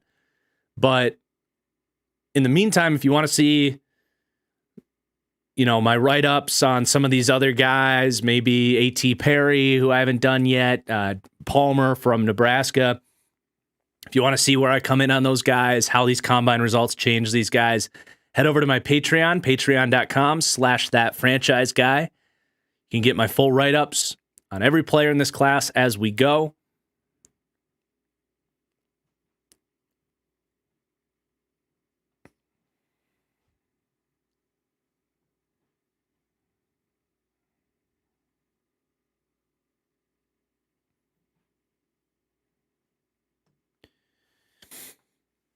Cedric Tillman going again. That was a bad start. He's going to start that over.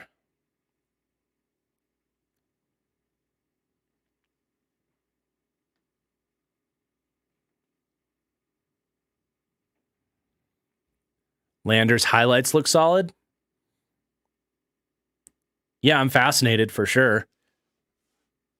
I wonder if he turned down invites to the Senior Bowl or anything like that.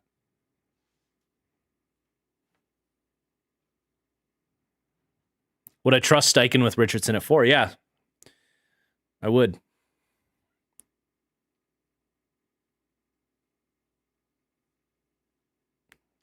I love Steichen. Can basically do a lot of the same stuff he did with Hurts. I'd still rather go if you are taking Richardson, I think I'd want a bridge guy. I don't want to put him in a situation where he has to start right away. I think that's where you're starting to get a little loose with it. So if you're doing that, is Matt Ryan coming back? Do you bring in a Dalton or a Brissett? Bring Brissett back.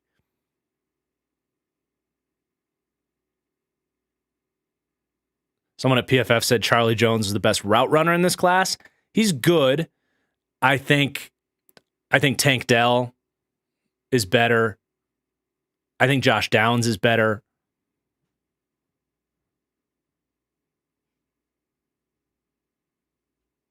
He's a good route runner. I think Michael Wilson's probably a better route runner. But he's good. He's up there. Jonathan, yes, you can watch this whole thing back if you want to listen to it back as a video podcast or whatever.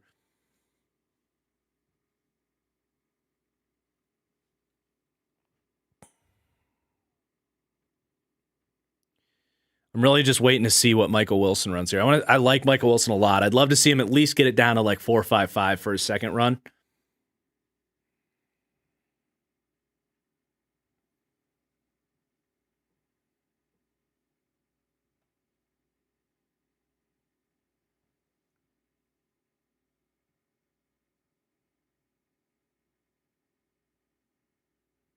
Tanner McKee either didn't throw or is a part of the second group here. He didn't throw with the first group.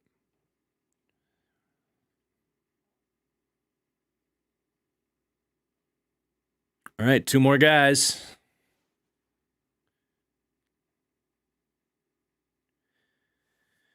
A lot of people were hyping up Wicks for the Senior Bowl. He's springy.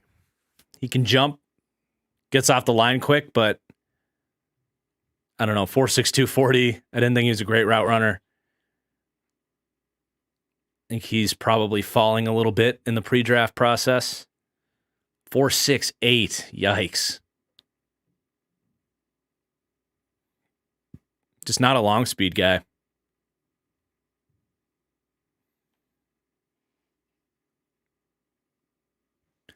Who was I most impressed with today?